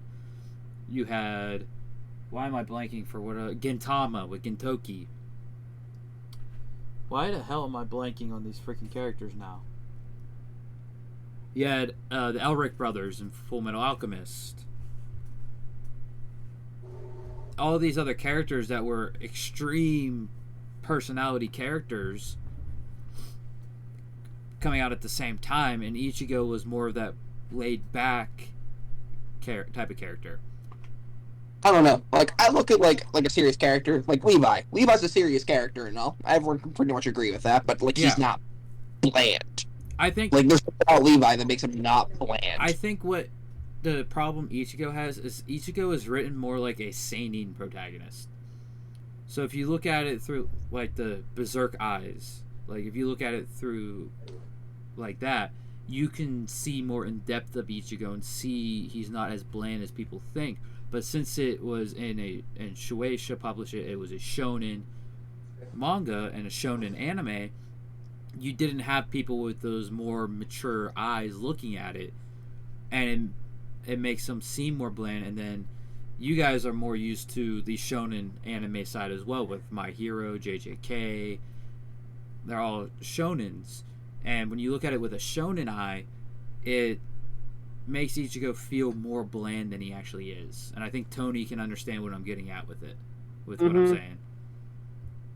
Like the more you look at characters that have so much of an expressed personality, like looking at characters like Ichigo with less of an expressed personality, but more of like you know what his goals are, but he doesn't shove that down your throat every time he needs to. It's like, okay, he can seem a little bland, but that's just because it's just the surface level. Yeah, it's just surface level. It's not explosive like personality like Naruto, Luffy, Deku, Gintoki. If you look at let's look at Naruto, Luffy, Deku, and trying to think of one more newer gen. Let's go with Denji. Yeah. So you look at all these characters. In the first 24 episodes, did any of those characters have like this huge, massive flex that made you think, what the hell? Luffy did not. I know that for a fact. Naruto, I mean, he had the stabbing his hand moment, but that wasn't really that big of a flex. That was more of like a promise on blood. Denji, no. Even in the manga that would encapsulate the rest of those episodes, he didn't. Nope. Deku did not. Then you have Ichigo, who finds Sato, picks up a phone and goes, hey, I'm going to need 5 ambulances. And then proceeds to wreck their shit in a 5v1 situation. Or how about literally in episode 1, it's, he gains the power of the Soul Reaper, and then boom, his Zanpakuto is literally bigger than anything Rukia has ever seen.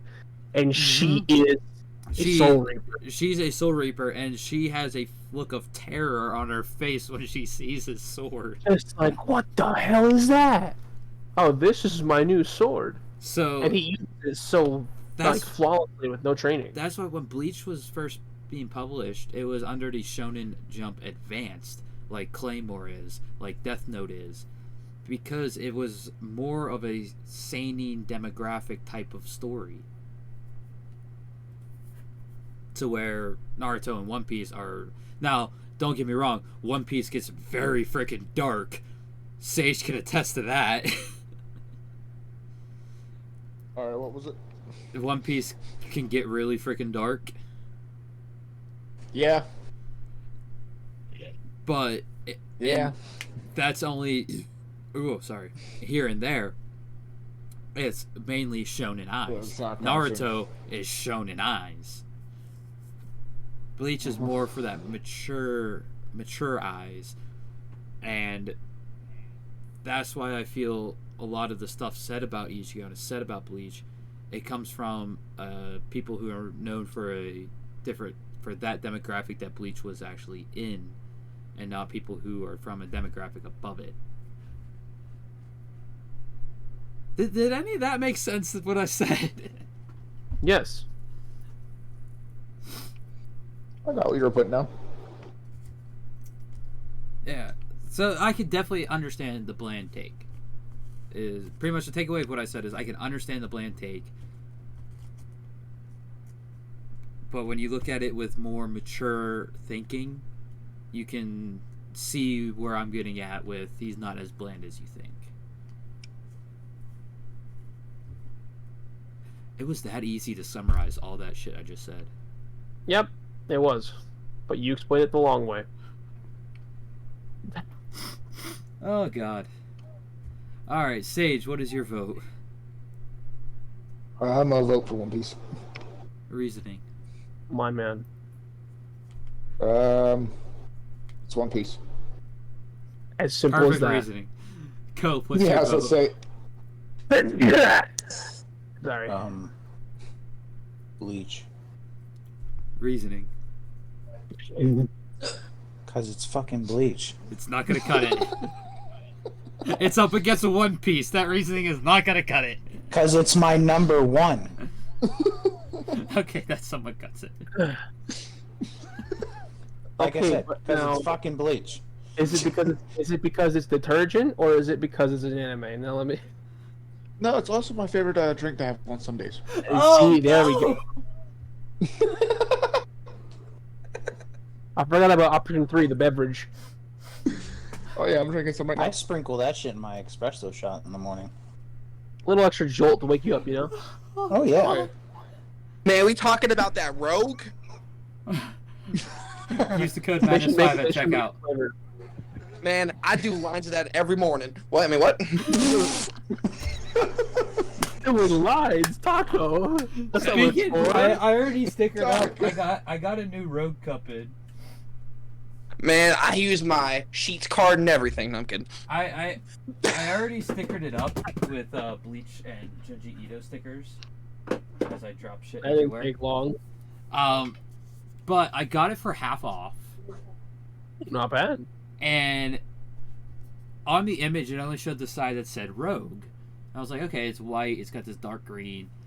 But on the other side, which the image didn't show, and I didn't notice till I opened the package, it has the Pepe Frog on it. Oh my god. Which That's What shaker is this? What shaker is this? has Byakuya on it in front of the Pepe Frog. The mystery emote? Is that what it was? Mystery emote, yeah. Oh my god. It doesn't show you what the other side is. I want to know. Oh, Now- it says it's mystery emote. I don't think it's the I same don't know for if everyone. it's I don't know if it's the same for everyone. Now, if it was a different emote on there, I probably wouldn't have covered it, but it was Pepe Frog. That's fair. Plus, it was half off, so I couldn't really pass that up. Yeah. That's fair. Plus, you get an extra 5% if you use our discount code, the Madness5, at checkout. Are they... Do they not offer the Anime Girl Volume 1 cup anymore? Or shaker anymore? Nope. Which, Well, I wonder why not. where did I put it? Speaking of that, I found one of my old car stickers that won't work on my new car, so I put it on the Anime Girl one, and it is Nemu Korosuchi from Bleach. On there. Wait, are you talking about that Momo one? No, they still no. have Momo. They're gonna have Momo because Momo's partnered with them. It was Oh, just I was it's about just to an Anime Girl. It On was there. the pink one. Yeah. I wonder why they got rid of it. Maybe they're coming out with V2 soon. Maybe. Which, if they do, I'll probably end up getting that one as well. I mean, I haven't seen any tweets about it, so. Yeah. My vote is going to One Piece. That's fair. Cool. And my reasoning is, right now, One Piece is possibly going to take over Bleach for my number one. That's fair. It all depends on this next chapter that comes out next week. Yeah. This next chapter is going to be nutty. Especially, like, what we got in last chapter. Mm-hmm. Like, oh my god. If this chapter isn't just an FU banger, slightly disappointed, but, you know. I have a feeling it's going to be an FU banger. You know, it really makes me sad that no matter what, every bracket that Berserk has been in, it has not won. I don't think it's gotten to the semifinals at all. No, I don't think so either. No, because you guys overhyped the fuck out of it, so we demolish it with our fight because we were tired of hearing you overhyping it. Well, It's go not- watch it, and you won't don't hear it as overhype much. We don't overhype it, though. Okay, what if I said I watched it and I still don't like it? then that's fine. It's your opinion. It's your opinion. I will still ask what the hell are you smoking, but Absolutely nothing. I mean, if you watch it and you say it's not for you, I'm okay with that. It's your opinion. You're allowed to have why that. are none of my... Oh, you son of a bitch. No, like I just don't like it as much as you guys are sucking it. I mean, I wouldn't say that I am. Not you. Only because, yeah. Hen is. But not you. The reason why I love Which show was sucking? I've played every Dark Souls game. I'm playing through Elden Ring right now, even though I kind of haven't touched that in like a month. I have yet to start Elden Ring. God, it's so big. I burnt myself out so fast. I have yet to play it again. Oh, it's not as big as the game I'm currently playing, though. No, it's not as big as 16, but it's like I have. Let me see how many hours I have on Steam real quick. Let's see. It was in my top 16. I sank 28 hours into this game, and I've killed maybe I've killed one demigod, and the demigods are the big bosses of the game. I've done 5 of 42 achievements, and they're all the very first achievements you get. There's 54 achievements in FF16. I have whatever 12% is. Ooh. That's... Yeah. Alright, let me pull up the calculator real quick just to confirm my number. And I have close to 200 hours on FF16 already. So you've probably got somewhere between 6 and 7 achievements, because you said there's 54 achievements? 54.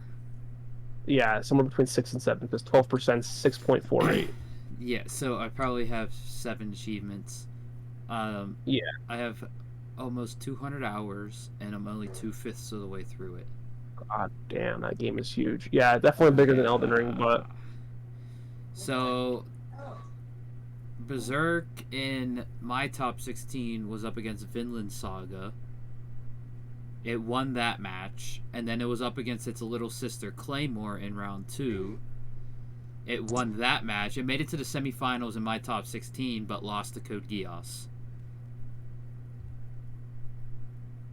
Which I could understand.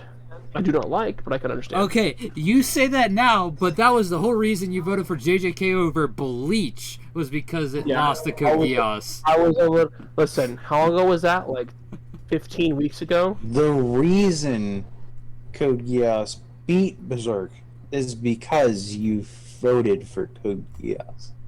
Did I vote for Code Geass? There's no way I would have. I would have to go back and check the footage because I don't have the paper. Yeah. I'm pretty sure he did. Well, I can pull up the footage if my computer will load. I mean, if I did, that's kind of dumb. I'm not worried about it right now. We'll figure it out another time. Wait, no, that doesn't make sense. Oh, why would I complain about Berserk voting or Berserk losing if I voted out on it? That doesn't make any sense. Yeah. Villains, Griffith was the number 1 seed and didn't even make it to the second round. Yeah, because these goobers voted for Azula, who's not even a villain. I mean, she kind of is a villain. She kind of is? Okay, hold on, let me correct my statement. She is a villain. However, she's not really...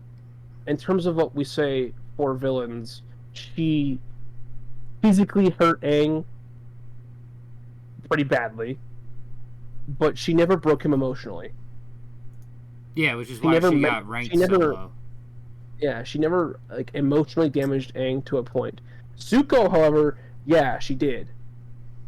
But it really also wasn't as bad as his father or anybody else. There's no Berserk characters and side character. Best male? Did we have Guts in Best Male? I don't think we did. Maybe. I don't think so, though. I know he was in Best Main and Best Auntie. Yeah. So, yeah, Best Main, he went up against Spike in the first round. I can understand why he lost then. He won.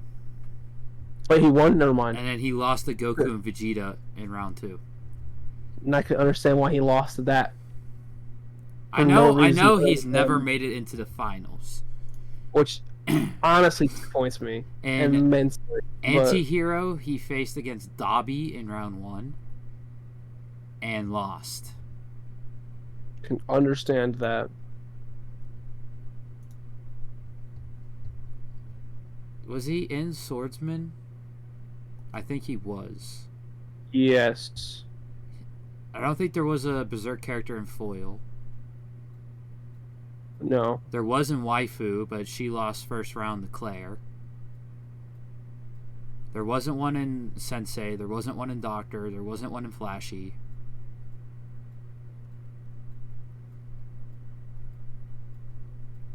So it's just male and swordsman. Yeah. This is the first bracket that Guts has been in since Swordsman, and then before that, male. No, because male was episode 2. Oh, I'm about anti-hero. He was an anti-hero, and then Griffith was in villains. Yeah, and then I meant Guts specifically. I think Guts was in Swordsman, which was just last 2 weeks know, ago. Before Swordsman, the last one he was in was anti-hero. Or did he even make it into Swordsman? Because he was in a vote. It should have been Guts over anybody. It was Guts, Griffith, and Cloud Strife. It was Guts. I can tell you that right now. Oh yeah, Guts faced the Stain in round 1. Yeah, and that'd be why he lost. And he lost to Stain. Yeah. And best male, he was not in. So it was best main. That's one main. Best main. Yeah. So Guts' last appearance was best swordsman 2 weeks ago. But before that, it was anti-hero, which was like 3 weeks before that, because anti-hero is episode 7, because that was the face reveal episode. It wasn't only 3 weeks. There's no way it was only 3 weeks. So, give me a second.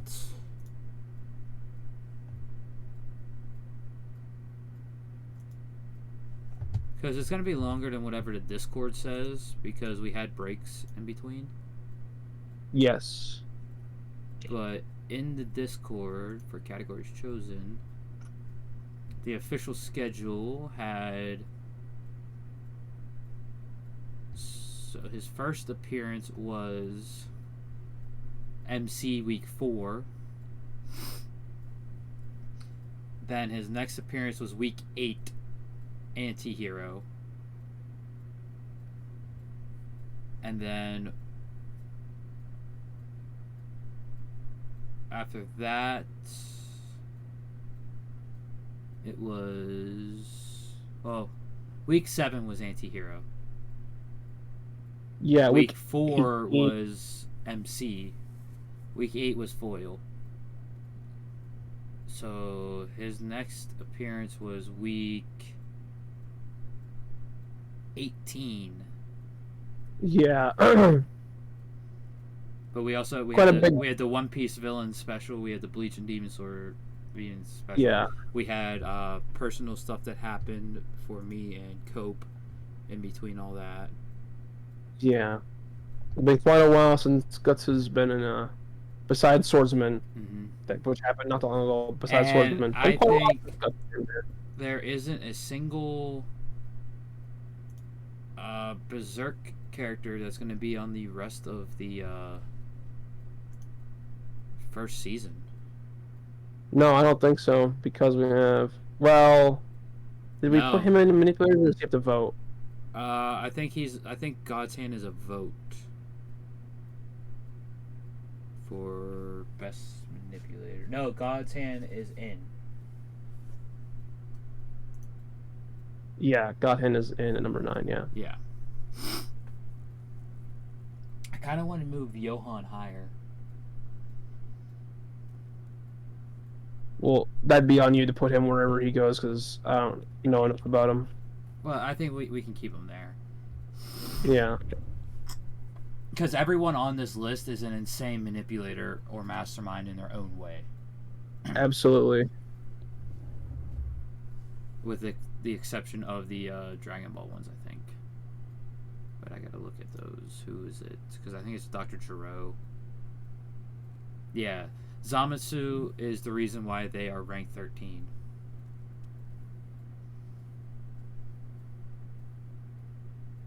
So. Yeah. But if we look at videos, so his first appearance was MC, which was 4 months ago. Ooh. Then his next appearance was a month later on Antihero. Oh. Foil was the first time you were over. Yes. So there's a month. Well, Berserk technically had another appearance in between those with my top 16. It did, yeah. And then from Antihero to the next Berserk, because Berserk showed up in the honorable mentions for Taco, so that's less than a month between those two. But then Villains was the next time Berserk had an appearance, and that was a full month after Antihero. That was 2 months ago. The next time Berserk had an appearance was Swordsman, which was a month and a half after Griffith. Jeez. It has these nice month-long breaks until it's brought back up, except for right now. Yeah.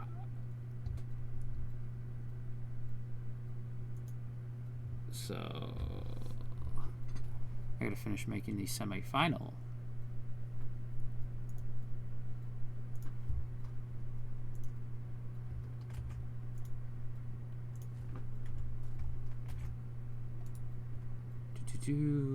I swear, if we're gonna have this in the final, I'm gonna be like somewhat happy.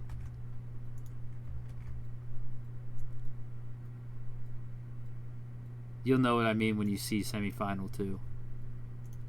All right.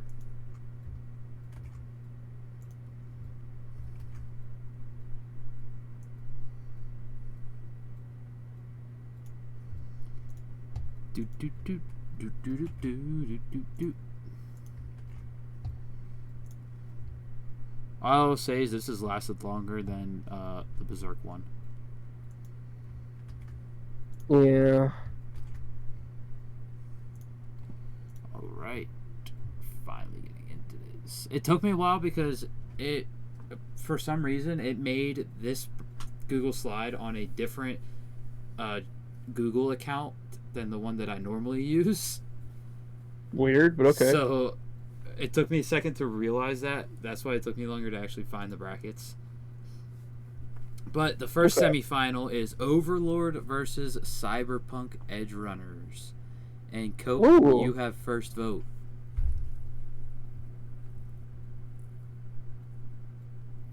What's the selection again?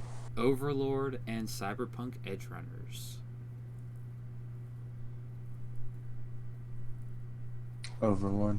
Overlord. Reasoning. I don't know. Because it's Overlord. I like Overlord more than... Okay. Sage? I'm gonna vote for Cyberpunk. Game. Yep. Taco. I mean, they make reference to David in one of the missions. You say that game was so good. I guess Cyberpunk. You can literally get David's coat. I know. That was the first thing you grinded for. That was the new thing they did. I didn't even grind for that. I literally just said, I want to go and get this coat because it's literally just go here, do this, talk to a guy, do this. But that was like the first thing you freaking did. That is the very first thing I did because it's great. My vote is also going to Cyberpunk. So Cyberpunk makes it to the finals.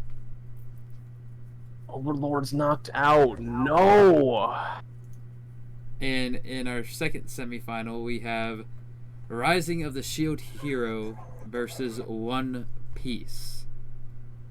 Taco, you're first. I'm going with One Piece. Sage. One Piece. Cope. Well, I'm just calling this out now. Pity. Pity vote. He's finally used it the first time in several weeks. The pity vote has That's returned. because I haven't been the last one to fucking vote in forever. Like, literally, you go down the line saying your vote, your vote, your vote, your vote, and then you're the last one to fucking vote. So how can I be the pity king when I'm not the last one to vote? He's 100% accurate with that statement. How can he vote for pity if he's not the You've last? been fucking over the king here. No! It's on mute. Because of the coup in the podcast. I'm sorry. Mrs. Cope in the background just freaking cracked me up. Oh, that's hilarious.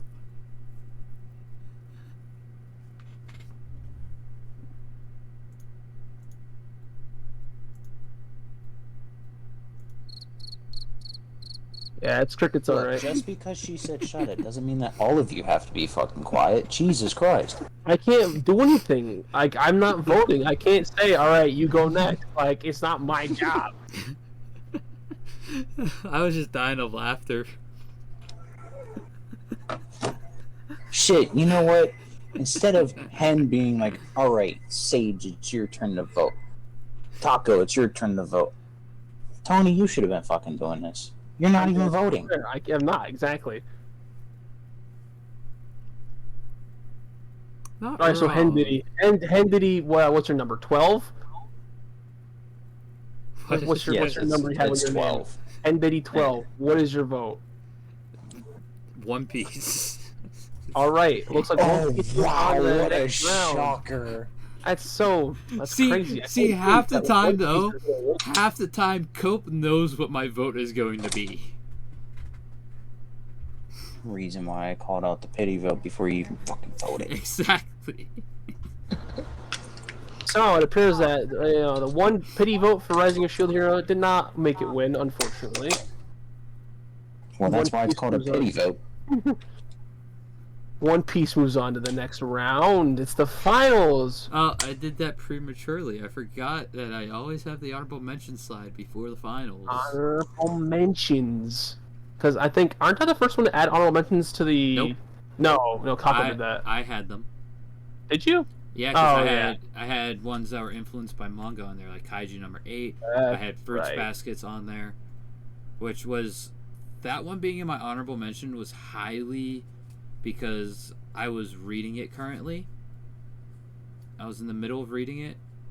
If we were to do mine again, it would not be in the honorable mentions. Huh. Because I think it was so much of it being in my head because I was reading it is what Yeah. put it there. During the next break after your honorable mentions, I'll go back and look what the other two were because I can't even remember what they were because I have so many in my head. That's fair. But your honorable mentions are, and this goes from... Oh, wrong side. It goes this image, then the bottom one below it, then the spider, then the group Steins Gate with Kiyoma Hoin as his favorite character. If you look up Steins Gate's main character, you will be confused, but don't worry, Steins Gate will confuse you no matter what. Exactly. Next is Dragon Ball Z, with his favorite character being Broly from both Z and Super. Absolutely love Broly. He's such a great character. And then we have So What? So I'm a Spider, So What? With his favorite character being Kumiko. The main character, she technically doesn't actually have a name, but they have called her Kumoko because that is just the easiest thing. Well, what was her name before they got isekai'd? I believe it was Wakaba, but since she's not referred to by that at all when she is a spider, technically that's not her name anymore because they all have new names now. I will just say, as someone with arachnophobia, this anime was extremely hard to watch. I got Especially with through the it though. giant spiders, bro. Not even just her being a a giant spider. There are larger, more giant Yes. spiders like that. Ugh. Yes. This, I almost dropped this one because of my fear of spiders multiple times. And then lastly, I got tossed in that Konosuba. God, I love Konosuba. With It's Kazuma, so- the panty thief, being your favorite character. God, he's just so funny. That's all that isekai is for, is just a comedy.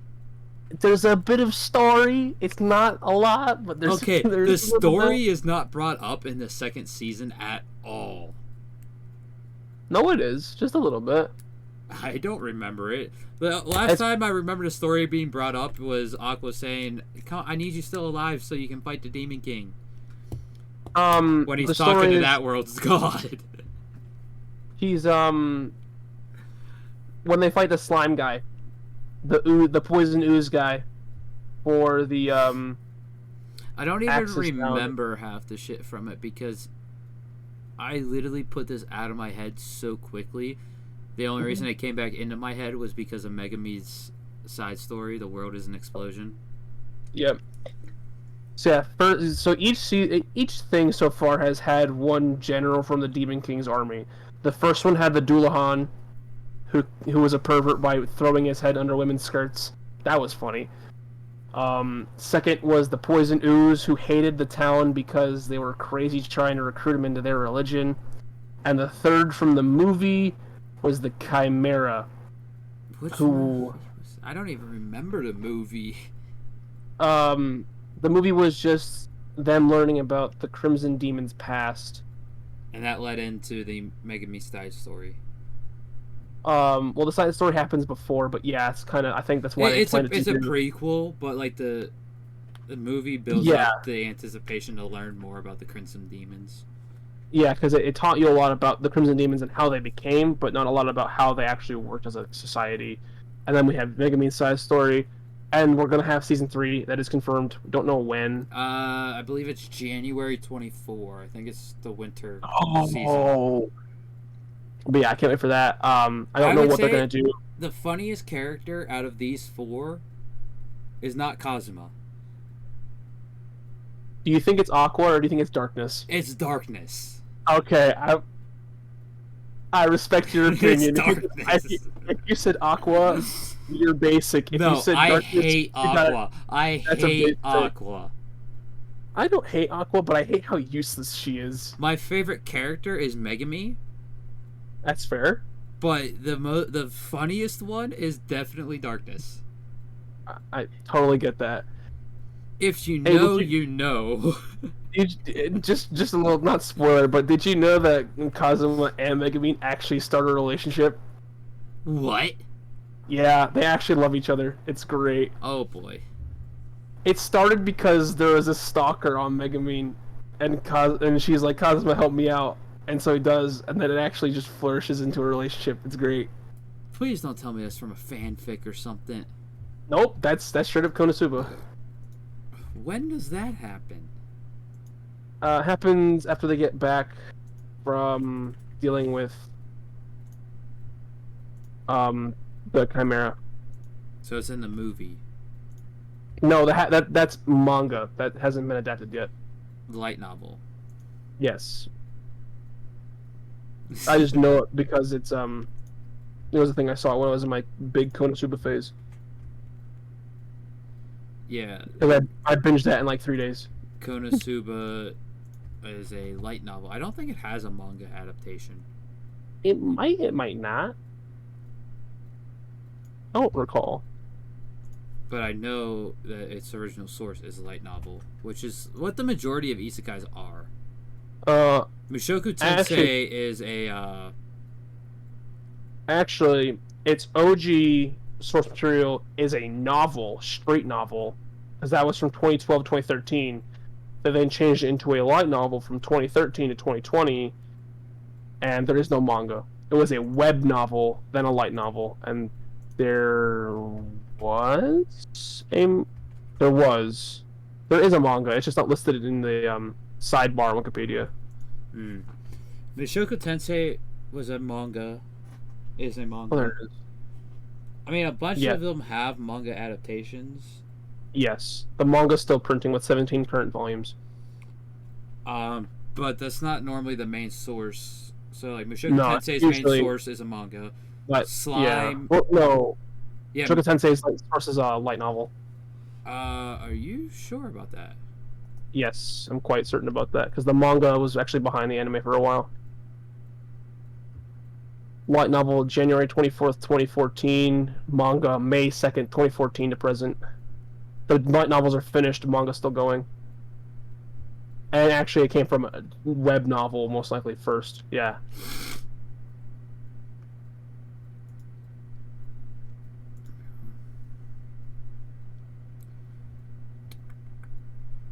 Adaptation.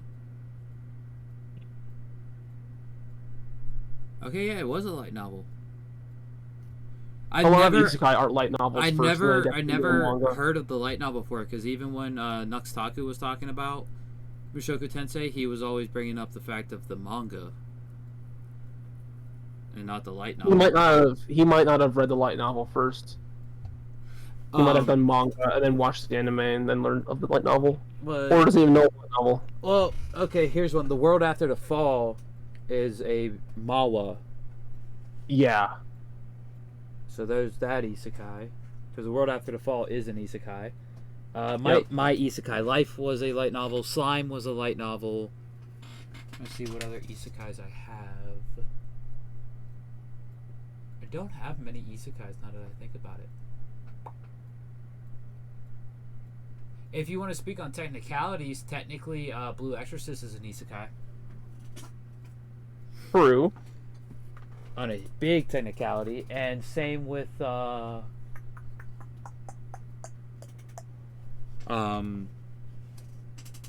Stone. Dr. Stone is on a bigger technicality than I think Blue Exorcist, but okay. I will agree with you on that. Technically, on a very big technicality, it is. Final Fantasy Lost Stranger is an isekai that is a manga first. Oh, that's the only material it has right now is manga. That's cool. And here's another technicality. Bleach. You know what? Not I wrong. will agree with you on that. That is technically true. How does that make you feel, Cope? What was that? I missed it. Technically, Bleach can be considered an isekai. How? Wait, don't answer. Let me think.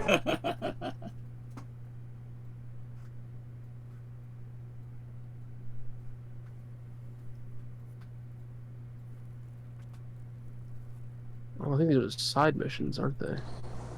That was loud. I don't get it. What's this? You don't get it? Is it because he's like... The Soul Society is a different realm. Yeah. Then you have Hell. Then you have the Royal Palace, which is a separate realm from the Soul Society. And you have Reverse London. You have Hueco Mundo. You have the Dangai. Yeah.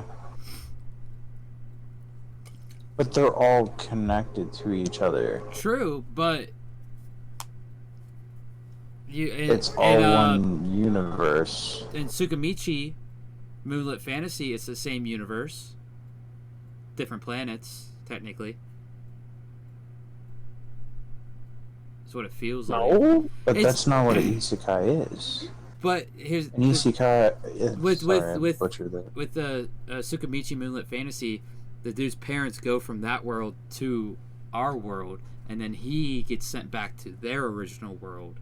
So there's connection. The two worlds are connected. In Konosuba, if Kazuma defeats the Demon King, he can go back to his world. There's I don't know why connection. he would. They're connected. Yeah, like I get the connection thing, that Cope's trying to go for, like the world's being connected, but technically, if you bring in quantum physics to this, technically in a parallel world theory, technically all universes could be connected. Yeah, I mean Dragon Ball. Look at that. All the worlds I are was just connected. If you think about it, Berserk could have happened in a past of Earth now in a different universe. It would really suck if it did. It absolutely would. But we don't know how Berserk ends yet, so. But my thing is like, each realm is connected by the Senkaimon, and then you end up in the Dangai. Literally, it's on the. No, the. If you're gonna say that, Precipice. that's the Dangai. Yeah, whatever. The Dangai is the precipice world, and then like for the Senkaimon, Yeah, but nobody calls it that. everyone calls it the Dangai. In the show, they literally call it the Because Precipice World. the precipice a million world times, so is the that's- translation of the Dangai. Whoa. Just like but with the Senkaimon is like one of the few things they didn't translate, because Senkaimon translates to Heaven's Gate.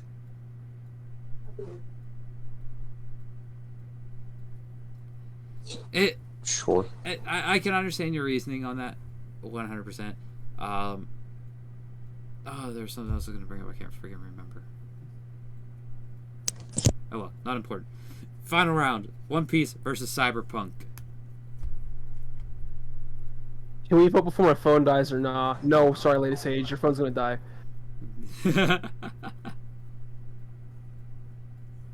All right, so I get to decide now because I'm in charge. This is mine. I took control. I vetoed this. All right. Diddy 12, you're gonna vote first. So, with that 12, I don't use it. It's only on my YouTube tag. I'm just Hendid. No, I know. Deal with it. Hey, I don't I'm call in you. charge I right don't now. call you Killer Coat 412. I don't call Taco 1997. Guess what? I'm in charge now. I am the captain now. All right. This is his top 16. He decides. I'm gonna use my pass. You're gonna pass. Okay. It's okay. It's probably just gonna go to one person and then back to you anyway. So. All right. All right. Raging Sage, Pervy Sage, 412. What is your vote for? One Piece. All right. Solid. Diddy 12. Damn it. Gave him the idea and he used it. I guess I'm gonna have to go One Piece. All right. Taco, head of the Acreists, 1997.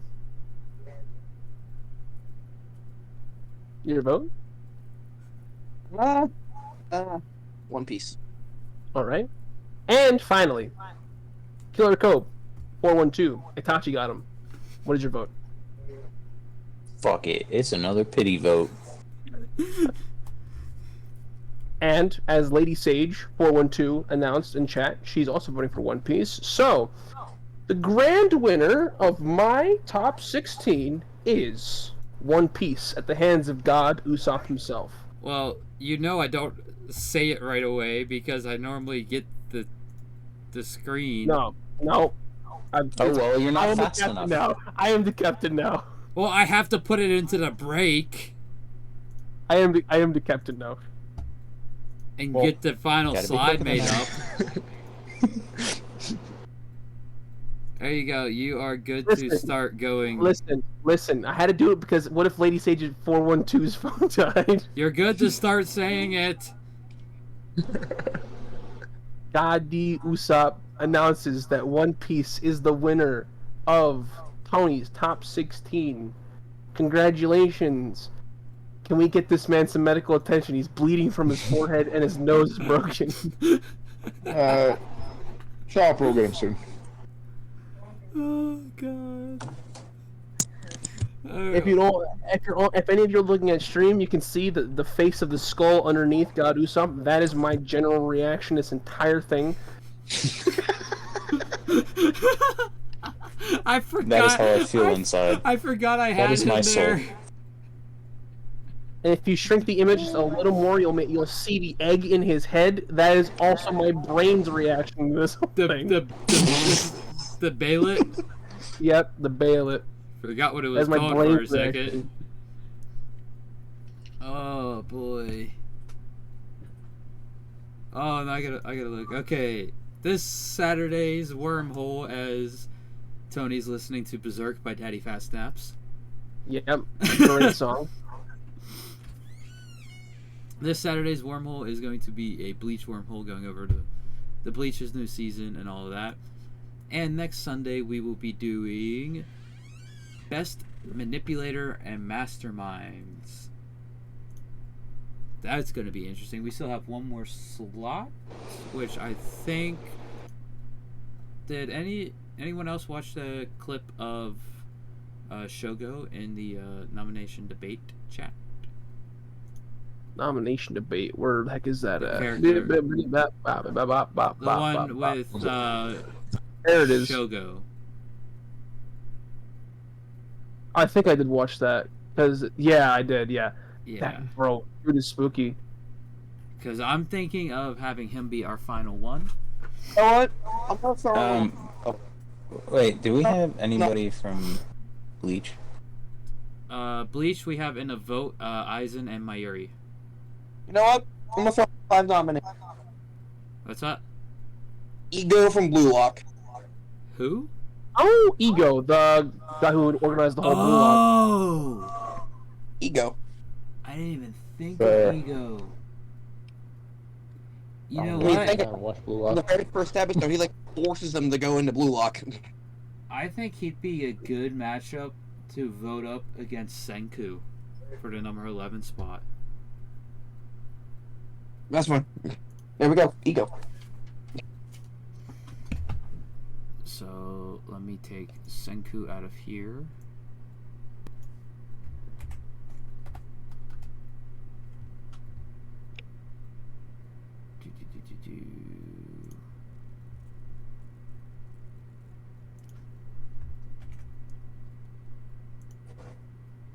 You know, it makes sense that One Piece won because Usopp was telling the story all along.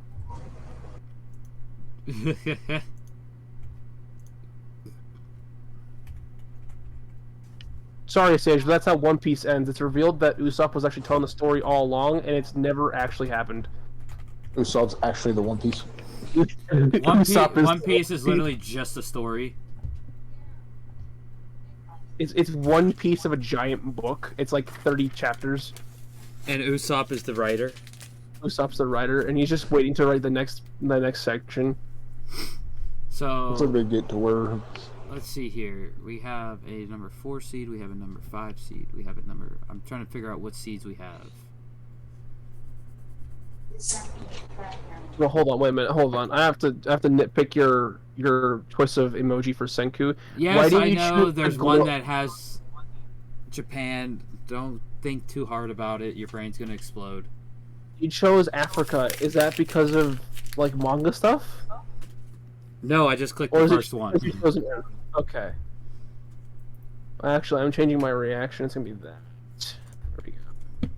It'd be best if we don't use our super reactions in the. I don't have any more. You used all 5 for July already? Wait, oh no, that's right. I forgot. They're for separate months. Never mind. Let's say, god damn.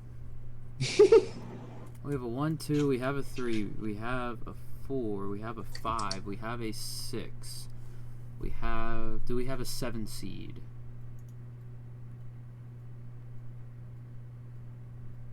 Four, 5, 13, 7. We have a 7 is 7. light versus L. 8.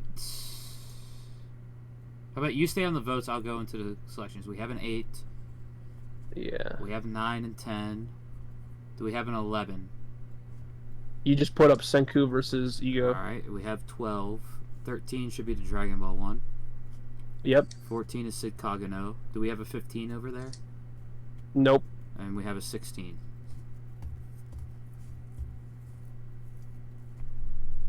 So I assume we only need like what, like We need one more. 3? One more? Oh, okay.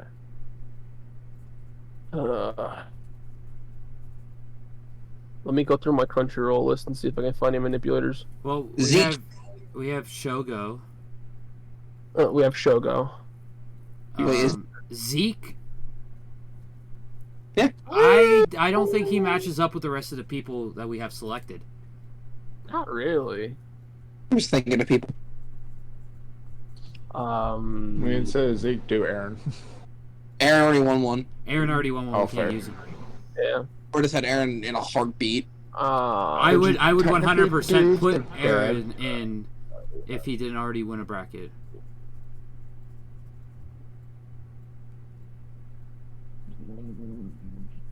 I can't think of any.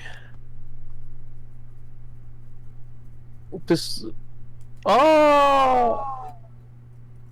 I guess technically I could say the villains, the new group of villains from Demon School.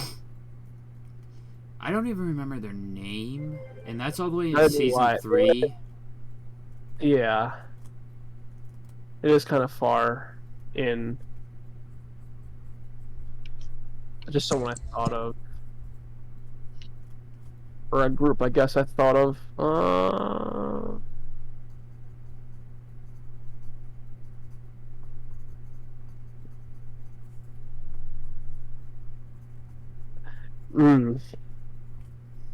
Technically, we could put Truck-kun into this to start a ton of isekais. I was thinking of putting Truck-kun as an honorable mention for the classified. That does work as well, yeah. Oh, wait. Did I tell you that there's a manipulator in Mushoku Tensei? Yeah, but isn't that like towards the end of season 1? I realized after I said that technically, no, it's not. It's actually really close to where you're at. You get introduced to him. So With the it's- pieces Is there a together, not manipulator one approach early. On there yet? What's up? What's that? Is there a manipulator from One Piece on there yet? Yes, Dofi. Okay. Okay. No one else other than Dofi was gonna get that spot. Don't say Crocodile. Crocodile, No, there is one other. There is 2 other things that could be used. You haven't been.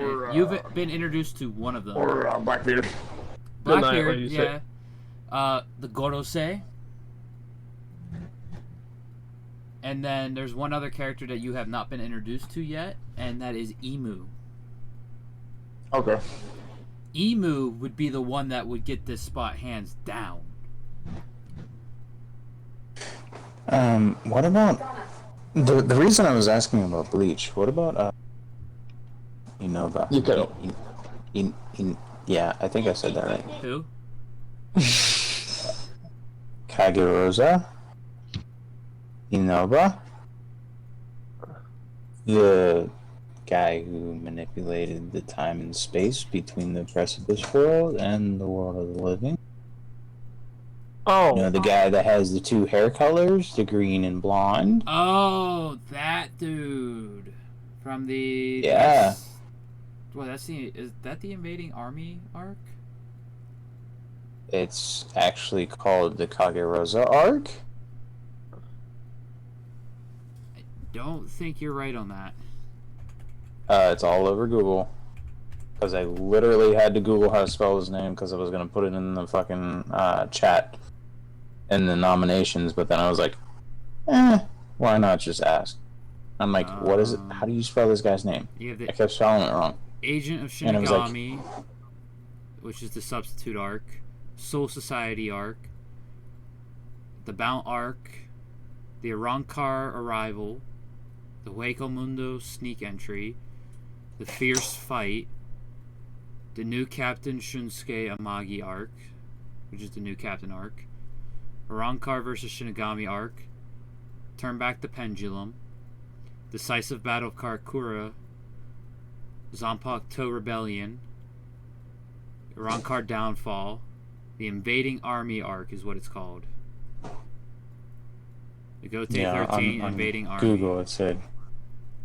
Then you have the Lost Substitute, and then the 1,000-Year Blood War. Yeah, well then it would be the invading army. 'Cause Yeah, that's the one. That's what I've never seen it called. His name. I've always seen it called the invading army. yeah, I was kind of confused at first, but it made sense. Thing, and it's like I don't know, about 20 episodes. It is Maybe more? episode 317 to episode 342. Yeah, that's 26 episodes. Right? My math may be wrong. I am tired. I'm too tired for math. Exactly. But, I'm thinking of giving the number 15 spot to Shogo. How about Dio from JoJo's? Would he stack up with these guys though? Just thinking of people. I understand you're just thinking of people. The whole thing is, since we have a 1 seed and a 16 seed, we have to think, does the manipulator stack up? That's why, like, the Muzan one, he doesn't really stack up with these people. Hold on real quick. The thing about Dio is that he technically doesn't manipulate this, like, super well. Yeah. Because most of the time when he uses people, they have flesh buds implanted in them, so it's him controlling them rather than manipulation. Yeah, it's not like how Dofi straight up manipulates the way they act. Yeah. Same way, You like, know, I never Kiwi. got told if my suggestion Whose was yours? Kagerosa. I don't think he works, mainly for the fact that we have Mayuri and Aizen already up for vote from Bleach. I mean, we're just naming manipulators, and there's the main 3 right there. The 2 you named and the 1 I named. Like, he manipulated time and space between the Precipice World, the Land of the Living, and the Soul Society. You're thinking of, like, a time manipulation. When it comes to manipulation for this, is like manipulating people to bend to your will type thing. Which is what he did by fooling them with his gray guy. That's Yeah, technically true. you're not wrong. But does And he then he stack up also worked behind what's his name? I mean, I can add him. Suchi, whatever. Mayuri. Yeah. I mean, I can add He worked him. behind his back. I mean, that's why I was just asking, like, would we be able to add him to the Bleach vote? I mean, it doesn't really matter. He's probably gonna fucking lose against Mieri or Aizen's winning right Aizen? now. What the Yeah. hell? It is midnight, so I'm probably gonna dip out now. Yeah, I know on off air, but yeah. Thanks for everyone for joining us. We'll catch you next week for the Bleach wormhole and the Mastermind Manipulator bracket.